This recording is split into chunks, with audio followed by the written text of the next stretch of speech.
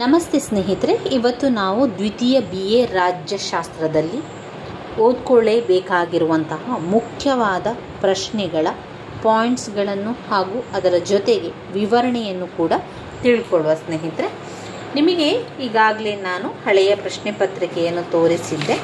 ಅದರಲ್ಲಿ ಬಂದಿರುವಂತಹ ಮುಖ್ಯವಾದ ಪ್ರಶ್ನೆಗಳನ್ನು ಕೂಡ ನೀವು ನೋಡಿಕೊಂಡಿದ್ದೀರಿ. ಮತ್ತೊಮ್ಮೆ ಪ್ರಶ್ನೆಯನ್ನು ತೋರಿಸ್ತೇನೆ. 2023 ಹಳೆಯ ಪ್ರಶ್ನೆ ಪತ್ರಿಕೆ. ಇದರಲ್ಲಿ 5 ಅಂಕಕ್ಕೆ ಬಂದಿರುವಂಥದ್ದು ಶ್ರೀಮಂತ ಸಭೆಯ ರಚನೆಯನ್ನು ತಿಳಿಸಿ. ಅಮೇರಿಕಾದ ಸಂವಿಧಾನ ಪದ್ಧತಿಯಲ್ಲಿನ ನಿಯಂತ್ರಣ ಮತ್ತು ಸಮತೋಲನಗಳ ಕುರಿತು ಟಿಪ್ಪಣಿ ಬರೆಯಿರಿ. ಸ್ವಿಸ್ನ ಫೆಡರಲ್ ಕೌನ್ಸಿಲ್ನ ವಿಶಿಷ್ಟ ಲಕ್ಷಣಗಳನ್ನು ತಿಳಿಸಿ. ಫ್ರಾನ್ಸ್ನ ಪಕ್ಷ ಪದ್ಧತಿಯ ಮುಖ್ಯ ಲಕ್ಷಣಗಳನ್ನು ತಿಳಿಸಿ ಎನ್ನುವಂಥದ್ದು 5 ಅಂಕಕ್ಕೆ ಬಂದಿದೆ. ಹಾಗೆ ಮತ್ತೆ 2 ಪ್ರಶ್ನೆ 5 ಅಂಕಕ್ಕಿದೆ. ಜಪಾನ್ನ ನಾಗರಿಕರ ಕರ್ತವ್ಯವನ್ನು ಪಟ್ಟಿ ಮಾಡಿ. ಚೀನಾದ ಸ್ಟೇಟ್ ಕೌನ್ಸಿಲ್ನ ಪಾತ್ರವನ್ನು ತಿಳಿಸಿ ಅಂತ ಕೇಳಿದ್ದಾರೆ. ವಿಭಾಗ B ಯಲ್ಲಿ ನಾವು ನೋಡಿದರೆ ಬ್ರಿಟನ್ ಪ್ರಧಾನಮಂತ್ರಿಯ ಪಾತ್ರ ಮತ್ತು ಕಾರ್ಯಗಳನ್ನು ಪರಿಶೀಲಿಸಿ. ಅಮೇರಿಕಾದ ಒತ್ತಡ ಗುಂಪುಗಳ ಕುರಿತು ಪ್ರಬಂಧ ಬರೆಯಿರಿ. ಫ್ರಾನ್ಸ್ನ 5ನೇ ಗಣರಾಜ್ಯ ಸಂವಿಧಾನದ ಮುಖ್ಯ ಲಕ್ಷಣಗಳನ್ನು ವಿವರಿಸಿ. ಜಪಾನ್ ಚಕ್ರವರ್ತಿಯ ಪಾತ್ರ ಮತ್ತು ಕಾರ್ಯಗಳನ್ನು ವಿಶ್ಲೇಷಿಸಿ. ಚೀನಾದ ಕಮ್ಯುನಿಸ್ಟ್ ಪಾರ್ಟಿಯ ಸಂಘಟನೆ ಮತ್ತು ಪಾತ್ರವನ್ನು ಪರಿಶೀಲಿಸಿ ಎನ್ನುವಂಥದ್ದು 10 ಅಂಕಕ್ಕೆ ಕೇಳಿದ್ದಾರೆ.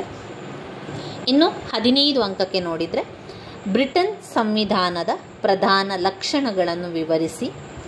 ಅಮೇರಿಕಾದ ಅಧ್ಯಕ್ಷರ ಚುನಾವಣೆ, ಅಧಿಕಾರ, ಕಾರ್ಯಗಳನ್ನು ವರ್ಣಿಸಿ. ಸ್ವಿಟ್ಜರ್ಲ್ಯಾಂಡ್ನ ನ್ಯಾಯಾಂಗದ ರಚನೆ, ಅಧಿಕಾರಗಳು ಮತ್ತು ಕಾರ್ಯಗಳನ್ನು ಮೌಲ್ಯೀಕರಿಸಿ. ಚೀನಾದ ರಾಷ್ಟ್ರೀಯ ಜನತಾ ಕಾಂಗ್ರೆಸ್ನ ರಚನೆ, ಅಧಿಕಾರ ಮತ್ತು ಕಾರ್ಯಗಳನ್ನು ವಿವರಿಸಿ ಅಂತ ಕೇಳಿದ್ದಾರೆ. ನಾವು ಕೆಲವೊಂದು ಮುಖ್ಯವಾದ ಪ್ರಶ್ನೆಗಳ ವಿವರಣೆಯನ್ನು ತಿಳ್ಕೊಳ್ತಾ ಹೋಗುವ. ಮೊದಲಿಗೆ ಇಲ್ಲಿ ನಾವು 15 ಅಂಕದ ಪ್ರಶ್ನೆ ಬಂದಿರುವಂಥದ್ದು ಬ್ರಿಟನ್ ಸಂವಿಧಾನ ಅಂದರೆ UK ಬ್ರಿಟನ್ ಸಂವಿಧಾನದ ಪ್ರಧಾನ ಲಕ್ಷಣವನ್ನು ನೋಡಿಕೊಳ್ಳುವ.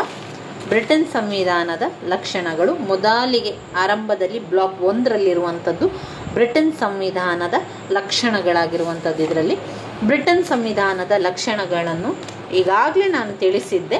ಮತ್ತೊಮ್ಮೆ ನಾವು ಅದನ್ನು ನೋಡ್ತಾ ಹೋಗುವ. ಬ್ರಿಟನ್ ಸಂವಿಧಾನದ ಲಕ್ಷಣಗಳು ಓದ್ಕೊಳ್ಳೇಬೇಕು. 15 ಅಂಕಕ್ಕೆ ಹಲವು ಬಾರಿ ಹಳೆಯ ಪ್ರಶ್ನೆ ಪತ್ರಿಕೆಯಲ್ಲಿ ಬಂದಿರುವಂತಹ ಪ್ರಶ್ನೆ.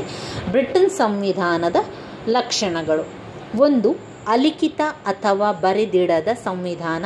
2 ಬಾರಿ ಪಾಯಿಂಟ್ಸನ್ನು ಹೇಳ್ತಾ ಹೋಗ್ತಾನೆ.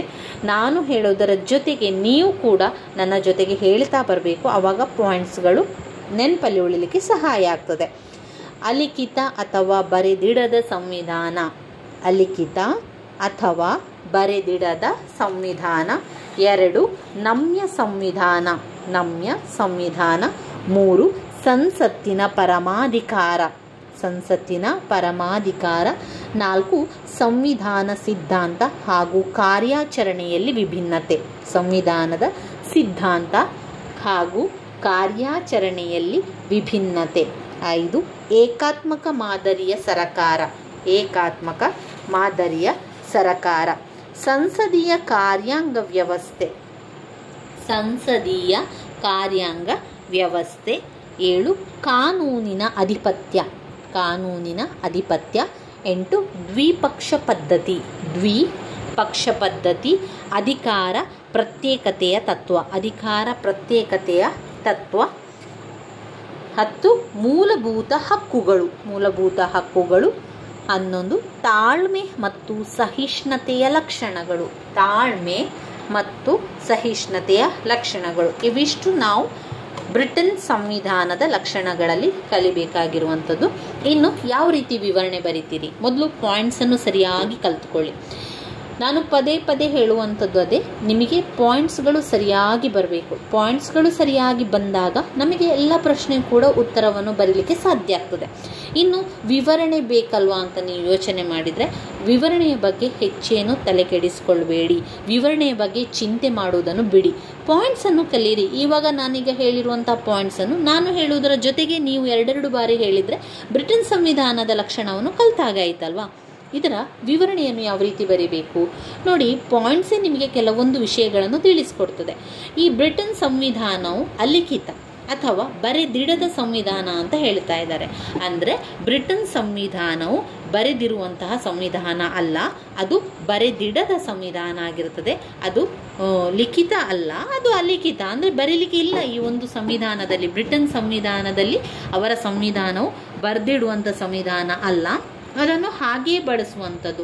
ಅದರಲ್ಲಿ ತಕ್ಷಣವೇ ಬದಲಾವಣೆಯನ್ನು ಮಾಡಲಿಕ್ಕಾಗ್ತದೆ, ಯಾಕಂದರೆ ಅದು ಬರೆದಿಡುವಂಥ ಸಂವಿಧಾನ ಅಲ್ಲ. ಆದ್ದರಿಂದ ಅದನ್ನು ಅವುಗಳು ಬೇಕಾದ ರೀತಿಯಲ್ಲಿ ಬದಲಾವಣೆಯನ್ನು ಮಾಡಿಕೊಳ್ಳುವುದು. ಅಲ್ಲದೆ ಈ ಒಂದು ಸಂವಿಧಾನದಲ್ಲಿ ಅದರ ಒಂದು ಸಂಪ್ರದಾಯ ಇರ್ಬೋದು, ಅಲ್ಲಿನ ಒಂದು ರೀತಿ ನೀತಿಗಳು, ಅಲ್ಲಿನ ಒಂದು ಪದ್ಧತಿಗಳು, ಒಪ್ಪಂದಗಳು, ಒಡಂಬಡಿಕೆಗಳು ಮೊದಲಾದವುಗಳ ಆಧಾರದ ಮೇಲೆ ಅದು ಒಂದು ಬೆಳವಣಿಗೆ ಹೊಂದುತ್ತಾ ಬಂದಿರುವಂಥ ಸಂವಿಧಾನ.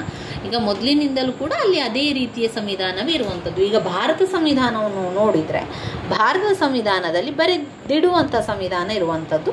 ಆದರೆ ಬ್ರಿಟನ್ ಸಂವಿಧಾನ ಮಾತ್ರ ಬರೆದಿಡದ ಅಥವಾ ಅಲಿಖಿತ ಸಂವಿಧಾನದಲ್ಲಿ ಹೊಂದಿರುವಂಥದ್ದನ್ನು ಕಾಣ್ಬೋದು. ಅಲ್ಲಿ ಸಂಪ್ರದಾಯಗಳು, ಪದ್ಧತಿಗಳು, ರೂಢಿಗಳು, ಒಪ್ಪಂದಗಳು, ಒಡಂಬಡಿಕೆಗಳು ಇದೆಲ್ಲ ಕೂಡ ಇರೋದ್ರಿಂದ ಅದೊಂದು ಅಲಿಖಿತ ಅಥವಾ ಬರೆದಿಡದ ಸಂವಿಧಾನ ಅಂತ ಬರೆಯಿರಿ. ಇನ್ನು ನಮ್ಯ ಸಂವಿಧಾನ ಅಂತ ಕೇಳಿದಾಗ ನಮ್ಯ ನೀವೇನು ಬರಿಬೇಕು? ಬ್ರಿಟನ್ ಸಂವಿಧಾನವು ನಮ್ಯ ಸಂವಿಧಾನದಿಂದ ಕೂಡಿದೆ. ಈ ಸಂವಿಧಾನವು ಅದರದೇ ಆದ ರೀತಿ ನೀತಿಗಳು, ಆಲೋಚನೆಗಳು, ಪದ್ಧತಿಗಳು, ಅದು ಅವಕಾಶವನ್ನು ಬೇರೆ ಬೇರೆ ರೀತಿಯ ಅವಕಾಶಗಳನ್ನು ಹೊಂದಿರುವುದರಿಂದ ಅದು ಅದರ ಸಂಸತ್ತು, ಸಾಮಾನ್ಯ ಕಾನೂನುಗಳನ್ನು ಅದು ಒಳಗೊಂಡಿರ್ತದೆ. ಸಂವಿಧಾನದ ತಿದ್ದುಪಡಿ ಮಾಡಿ ಸಂವಿಧಾನಾತ್ಮಕ ಕಾನೂನು ರಚಿಸಲು ಅವಕಾಶ ಹೊಂದಿರುವುದರಿಂದ ಈ ಒಂದು ಸಂವಿಧಾನದಲ್ಲಿ ಬೇರೆ ಬೇರೆ ರೀತಿಯ ಅವಕಾಶಗಳಿರೋದ್ರಿಂದ ಇದನ್ನು ಒಂದು ನಮ್ಯ ಸಂವಿಧಾನ ಅಂತ ಕರೀತಾರೆ. ಮೂರನೇದು ಸಂಸತ್ತಿನ ಪರಮಾಧಿಕಾರ. ಬ್ರಿಟನ್ ಸಂವಿಧಾನಕ್ಕೆ ಸಂಸತ್ತಿನಲ್ಲಿ ಪರಮಾಧಿಕಾರವನ್ನು ಹೊಂದಿರ್ತದೆ, ಅವಕಾಶ ಇದೆ. ಆ ರೀತಿಯ ಅವಕಾಶ ಇರೋದ್ರಿಂದ ಅದು ಯಾವುದೇ ಕಾನೂನನ್ನು ರಚಿಸ್ಬೋದು, ರದ್ದುಗೊಳಿಸ್ಬೋದು. ಸಂಪೂರ್ಣ ಅಧಿಕಾರ ಯಾವುದಕ್ಕಿದೆ? ಬ್ರಿಟನ್ ಸಂವಿಧಾನಕ್ಕಿದೆ. ಆದ್ದರಿಂದ ಬ್ರಿಟನ್ ಸಂವಿಧಾನವು ಸಂಸತ್ತಿನ ಪರಮಾಧಿಕಾರವನ್ನು ಹೊಂದಿದೆ ಅಂತ ಬರೆಯಿರಿ. ಇನ್ನು ನಾಲ್ಕನೆಯದು ಸಂವಿಧಾನ ಸಿದ್ಧಾಂತ ಹಾಗೂ ಕಾರ್ಯಾಚರಣೆಯಲ್ಲಿ ವಿಭಿನ್ನತೆ. ಈ ಒಂದು ಬ್ರಿಟನ್ ಸಂವಿಧಾನದ ಮಾಡಲಿಕ್ಕೆ ಅದರ ಸಿದ್ಧಾಂತಗಳನ್ನು ತಯಾರಿಸಲಿಕ್ಕೆ ಇರ್ಬೋದು, ಅದರ ಕಾರ್ಯಾಚರಣೆಯಲ್ಲಿ ಅದೊಂದು ವಿಭಿನ್ನವಾಗಿ ಕಾಣ್ತದೆ. ಯಾಕಂದರೆ ಬ್ರಿಟನ್ನಲ್ಲಿ ಈಗ ಸರಕಾರವನ್ನು ಮಾಡುವಂಥದ್ದು ರಾಜ. ಎಲ್ಲಿ? ಬ್ರಿಟನ್ನಲ್ಲಿ ಎಲ್ಲವನ್ನು ನೋಡಿಕೊಳ್ಳುವಂಥದ್ದು ರಾಜ. ರಾಜನ ಕೈ ಕೆಳಗೆ ಎಲ್ಲ ಕೂಡ ಕಾರ್ಯವನ್ನು ಮಾಡುವಂಥದ್ದು. ರಾಜ ತನ್ನ ಇಚ್ಛೆಗೆ ಅನುಗುಣವಾಗಿ ಯಾರನ್ನೇ ಆಗಲಿ ಅಲ್ಲಿ ಒಂದು ಸಂವಿಧಾನದಲ್ಲಿ ನೇಮಕವನ್ನು ಮಾಡುವಂಥದ್ದು, ಅವರನ್ನು ತೆಗೆದು ಹಾಕುವಂಥದ್ದು ಇರ್ಬೋದು, ಅವರನ್ನು ಯಾವುದೇ ರೀತಿಯ ಆಜ್ಞೆ ಮಾಡುವಂಥದ್ದು ಎಲ್ಲ ರಾಜನೇ ಮಾಡುವಂಥದ್ದು. ರಾಜನ ಇಚ್ಛೆ ಇಲ್ಲದೆ ಅಲ್ಲಿ ಒಂದು ಯಾವ ನೇಮಕಾತಿ ಕೂಡ ನಡೆಯುವುದಿಲ್ಲ. 3 ವಿಧವಾದ ಸೇನೆಯ ಪ್ರಮುಖ ಎಲ್ಲ ಒಂದು ವಿಧದ ಸೇನೆ ಕೂಡ ಯಾರಾಗಿರ್ತಾನೆ? ರಾಜ ಆಗಿರ್ತಾನೆ. ಅವನು ಮನಸ್ಸು ಮಾಡಿದರೆ ಯಾವಾಗ ಬೇಕಾದರೂ ಕೂಡ ಯುದ್ಧವನ್ನು ಘೋಷಿಸ್ಬೋದು.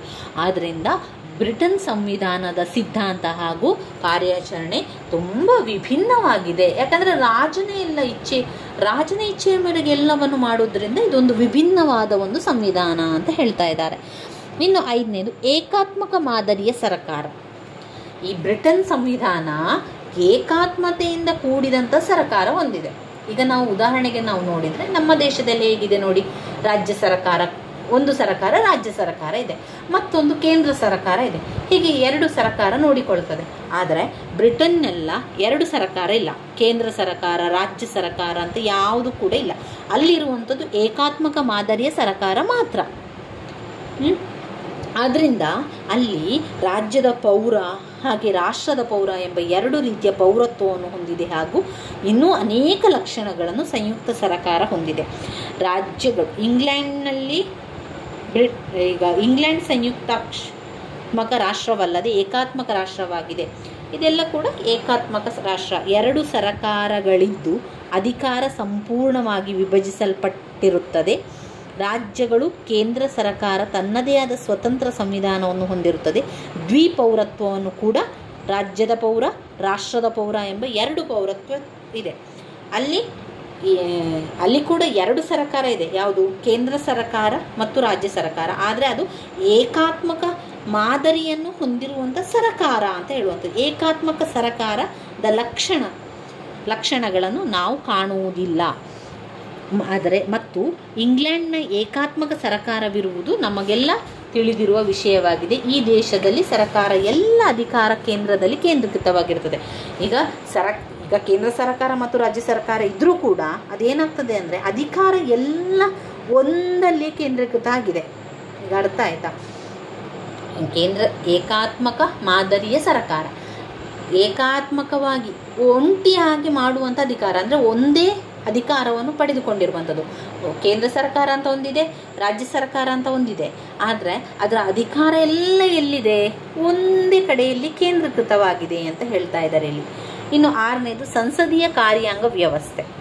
ಸಂಸದೀಯ ಕಾರ್ಯಾಂಗ ವ್ಯವಸ್ಥೆಯು ಬ್ರಿಟನ್ ಸಂವಿಧಾನವು ಸಂಸದೀಯ ಕಾರ್ಯಾಂಗ ವ್ಯವಸ್ಥೆಯನ್ನು ಕಲ್ಪಿಸಿದ್ದು. ಅದರಲ್ಲಿ ಯಾರು? ರಾಜನೇ ಮುಖ್ಯಸ್ಥ. ರಾಜನೇ ಎಲ್ಲ ನೋಡ್ಕೊಳ್ಳುವಂಥದ್ದು. ರಾಜನೇ ಮುಖ್ಯಸ್ಥನಾಗಿರ್ತಾನೆ. ಆದರೆ ನಾಮ ಮಾತ್ರ ಕಾರ್ಯಾಂಗಾಧಿಕಾರಿ, ಹೆಸರಿಗೆ ಮಾತ್ರ ಅವನು ಅಧಿಕಾರಿ. ಆದರೆ ಎಲ್ಲವನ್ನು ಕೂಡ ನೋಡಿಕೊಳ್ಳುವಂಥದ್ದು ಸರ್ಕಾರವೇ. ಪ್ರಧಾನಿಯನ್ನೊಳಗೊಂಡ ಮಂತ್ರಿಮಂಡಲ ಇದ್ದು ಈ ಮಂತ್ರಿಮಂಡಲವು ಸಂಸತ್ತಿನ ವಿಶ್ವಾಸದಲ್ಲೇ ಕಾರ್ಯನಿರ್ವಹಿಸಬೇಕು ಅಂತ ಹೇಳುವಂಥದ್ದು. ಇನ್ನು 7ನೇದು ಕಾನೂನಿನ ಅಧಿಪತ್ಯ. ಬ್ರಿಟನ್ನ ಒಂದು ವಿಶಿಷ್ಟತೆ ಅಥವಾ ವೈಶಿಷ್ಟ್ಯತೆ ಕಾನೂನಿನ ಅಧಿಪತ್ಯ. ಅದು ಬ್ರಿಟನ್ ಸಂವಿಧಾನದ ಒಂದು ಮುಖ್ಯಾಂಶ ಅಂತ ಹೇಳ್ಬೋದು. ಕಾನೂನಿನ ಅಧಿಪತ್ಯ. ಇದರ ಪ್ರಕಾರ ಪ್ರತಿಯೊಬ್ಬನು ಕೂಡ ರಾಷ್ಟ್ರದಲ್ಲಿ ಕಾನೂನಿನ ಅಡಿಯಲ್ಲಿ ಸಮಾನ ರಕ್ಷಕ ಅಂತ ಹೇಳುವಂಥದ್ದು. ದ್ವಿಪಕ್ಷ ಪದ್ಧತಿ. ಈ ಒಂದು ಬ್ರಿಟನ್ ಸಂವಿಧಾನದಲ್ಲಿ ದ್ವಿಪಕ್ಷ ಪದ್ಧತಿಯನ್ನು ಕಾಣಬಹುದು. 2 ರೀತಿಯ ಪಕ್ಷ. ಜನತೆ ದ್ವಿಪಕ್ಷ ಪದ್ಧತಿಯನ್ನು ಬೆಂಬಲಿಸುತ್ತಿರುವುದು ಜನತೆಯ ರಾಜಕೀಯ ವೈಚಾರಿತ್ಯತೆಯನ್ನು ಪ್ರತಿಬಿಂಬಿಸುತ್ತದೆ. ಇದರಿಂದಾಗಿ ಬಹುಮತ ಪಡೆದಂತಹ ಪಕ್ಷ ಸರ್ಕಾರ ರಚಿಸಿದರೆ ಮತ್ತೊಂದು ಪಕ್ಷವು ವಿರೋಧ ಪಕ್ಷವಾಗಿ ಕಾರ್ಯವನ್ನು ನಿರ್ವಹಿಸುತ್ತದೆ. ಈ ದ್ವಿಪಕ್ಷ ಪದ್ಧತಿಯಿಂದಾಗಿ ದಕ್ಷ ಹಾಗೂ ಸುಭದ್ರ ಸರ್ಕಾರವನ್ನು ರಚಿಸಲು ಮತ್ತು ಪ್ರಬಲ ವಿರೋಧ ಪಕ್ಷ ರಚಿಸಲು ಅವಕಾಶವನ್ನು ಕೂಡ ನೀಡುತ್ತದೆ. ಅಧಿಕಾರ ಪ್ರತ್ಯೇಕತಾ ತತ್ವ. ಬ್ರಿಟನ್ ಸಂವಿಧಾನದಲ್ಲಿ ಅಧಿಕಾರವನ್ನು ಪ್ರತ್ಯೇಕತೆ ತತ್ವವನ್ನು ಮಾಡುವಂತಹ ಗುಣವನ್ನು ಹೊಂದಿರುವಂಥದ್ದನ್ನು ಕಾಣ್ಬೋದು. ಅಧಿಕಾರದ ದುರುಪಯೋಗ ತಡೆಗಟ್ಟಲಿಕ್ಕಾಗಿ ಮಾಂಟೆಸ್ಕೊ ಪ್ರತಿಪಾದಿಸಿದ ಅಧಿಕಾರ ವಿಭಜನಾ ತತ್ವವನ್ನು ಇಂಗ್ಲೆಂಡ್ನಲ್ಲಿ ಕಾಣಲಾಗುವುದಿಲ್ಲ. ಅದರ ಬದಲಾಗಿ ಗೊಂದಲಮಯ ಆಡಳಿತ ವ್ಯವಸ್ಥೆಯನ್ನಲ್ಲಿ ಕಾಣಬಹುದು ಅಂತ ಹೇಳಿದ್ದಾರೆ. ಇದು ಬ್ರಿಟನ್. ಮೂಲಭೂತ ಹಕ್ಕುಗಳು. ಅಲ್ಲಿ ಕೂಡ ನಮ್ಮ ಹಾಗೆ ಮೂಲಭೂತ ಹಕ್ಕುಗಳು ಸಮಾನತೆ ಹಕ್ಕು, ಸ್ವಾತಂತ್ರ್ಯದ ಹಕ್ಕು, ಶೈಕ್ಷಣಿಕ ಹಕ್ಕು, ಧಾರ್ಮಿಕ ಹಕ್ಕು, ಸಮಾನತೆ ಹಕ್ಕು ಇದೇ ಅಲ್ಲಿ ಕೂಡ ಇರುವಂಥದ್ದು ಕಾಣ್ಬೋದು. ಇನ್ನು ತಾಳ್ಮೆ ಮತ್ತು ಸಹಿಷ್ಣುತೆಯ ಲಕ್ಷಣಗಳು. ಬ್ರಿಟನ್ ಸಂವಿಧಾನದ ಲಕ್ಷಣಗಳಲ್ಲಿ ತಾಳ್ಮೆ ಮತ್ತು ಸಹಿಷ್ಣುತೆಯನ್ನು ಹೊಂದಿರುವಂಥದ್ದು ಕಾಣ್ಬೋದು. ಬೇರೆ ಯಾವುದೇ ರೀತಿಯ ವಿರೋಧಗಳೆಲ್ಲ ಅಲ್ಲಿ ಇಲ್ಲ ಎನ್ನುವಂಥದ್ದು. ಇವಿಷ್ಟು ಕೆಲವೊಂದು ಸಣ್ಣ ಪುಟ್ಟ ವಿಚಾರಗಳನ್ನು ನೀವು ಬರಿತಾ ಹೋಗಿ. ನಿಮಗೇನು ಗೊತ್ತಿದೆ, ನಿಮಗೇನು ಕೇಳಿದ್ದೀರಾ ಆ ಒಂದು ವಿವರಣೆಯನ್ನು ಬರೀರಿ. ಯಾವುದೇ ಕಾರಣಕ್ಕೂ ವಿವರಣೆಯ ಬಗ್ಗೆ ನೀವು ಚಿಂತೆ ಮಾಡಬೇಡಿ. ಪಾಯಿಂಟ್ಸನ್ನು ಕಲಿಯಿರಿ, ಪಾಯಿಂಟ್ಸನ್ನು ಬಾಯಿಪಾಠ ಮಾಡಿ. ಈಗ ಬ್ರಿಟನ್ ಸಂವಿಧಾನ ಲಕ್ಷಣ ಅಂತ ಹೇಳಿದ ಕೂಡಲೇ ತಟಕ್ಕ ನೀವು ಏನು ನೆನಪಾಗಬೇಕು ಅಂತಂದರೆ ಅದು ಅಲಿಖಿತ ಬರೆದಿಡದ ಸಂವಿಧಾನ, ನಮ್ಯ ಸಂವಿಧಾನ, ಸಂಸತ್ತಿನ ಪರಮಾಧಿಕಾರ, ಸಂವಿಧಾನ ಸಿದ್ಧಾಂತ ಹಾಗೂ ಕಾರ್ಯಾಚರಣೆಯಲ್ಲಿ ವಿಭಿನ್ನತೆ, ಏಕಾತ್ಮಕ ಮಾದರಿಯ ಸರ್ಕಾರ, ಸಂಸದೀಯ ಕಾರ್ಯಾಂಗ ವ್ಯವಸ್ಥೆ, ಕಾನೂನಿನ ಅಧಿಪತ್ಯ, ದ್ವಿಪಕ್ಷ ಪದ್ಧತಿ, ಅಧಿಕಾರ ಪ್ರತ್ಯೇಕತೆಯ ತತ್ವ, ಮೂಲಭೂತ ಹಕ್ಕುಗಳು, ತಾಳ್ಮೆ ಮತ್ತು ಸಹಿಷ್ಣುತೆಯ ಲಕ್ಷಣಗಳು. ಇದೆಲ್ಲ ಕೂಡ ಬರುವಂಥ ವಿಚಾರಗಳು ಬ್ರಿಟನ್ ಸಂವಿಧಾನದ ಲಕ್ಷಣಗಳು.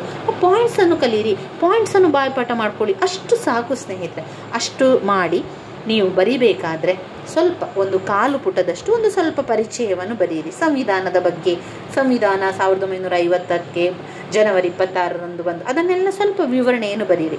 ಅದಾದ ನಂತರ ಬ್ರಿಟನ್ ಸಂವಿಧಾನ ಅಂತ ಬರೀರಿ. ಬ್ರಿಟನ್ ಸಂವಿಧಾನದಲ್ಲಿ ಅದರದೇ ಆದ ರೀತಿ ನೀತಿಗಳನ್ನು ಹೊಂದಿದೆ, ಅದರದೇ ಆದ ಲಕ್ಷಣಗಳು ಹೊಂದಿದೆ ಅಂತ ಬರೆದು ಆ ಪಾಯಿಂಟ್ಸ್ಗಳನ್ನೆಲ್ಲ ಬರೀರಿ. 11 ಪಾಯಿಂಟ್ಸ್ ನೀವು ಕಲ್ತಿದ್ದೀರಲ್ವ, ಆ 11 ಪಾಯಿಂಟ್ಸನ್ನು ಜೊತೆಯಾಗಿ ಒಂದು ಲೈನ್ ಬಿಟ್ಟು ಒಂದೊಂದು ಲೈನಲ್ಲಿ ಆ 11 ಪಾಯಿಂಟ್ಸನ್ನು ಬರೀರಿ. ಮತ್ತೊಂದು ಪುಟ ತಿರುಗಿಸಿ ಒಟ್ಟು 11 ಪಾಯಿಂಟ್ಸನ್ನು ಎಲ್ಲ ಪುಟಕ್ಕೆ ಕವರ್ ಆಗುವಂತೆ ಒಂದೊಂದು ದೂರದಲ್ಲಿ ಪಾಯಿಂಟ್ಸನ್ನು ಬರೀರಿ.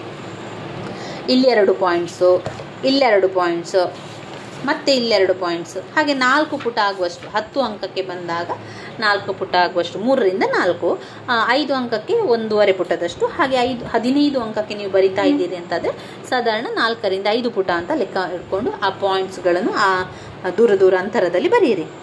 ನಂತರ ಕೊನೆಯದಾಗಿ ಮುಕ್ತಾಯದ ವಿಚಾರವನ್ನು ಕೂಡ ಬರಿಬೇಕು.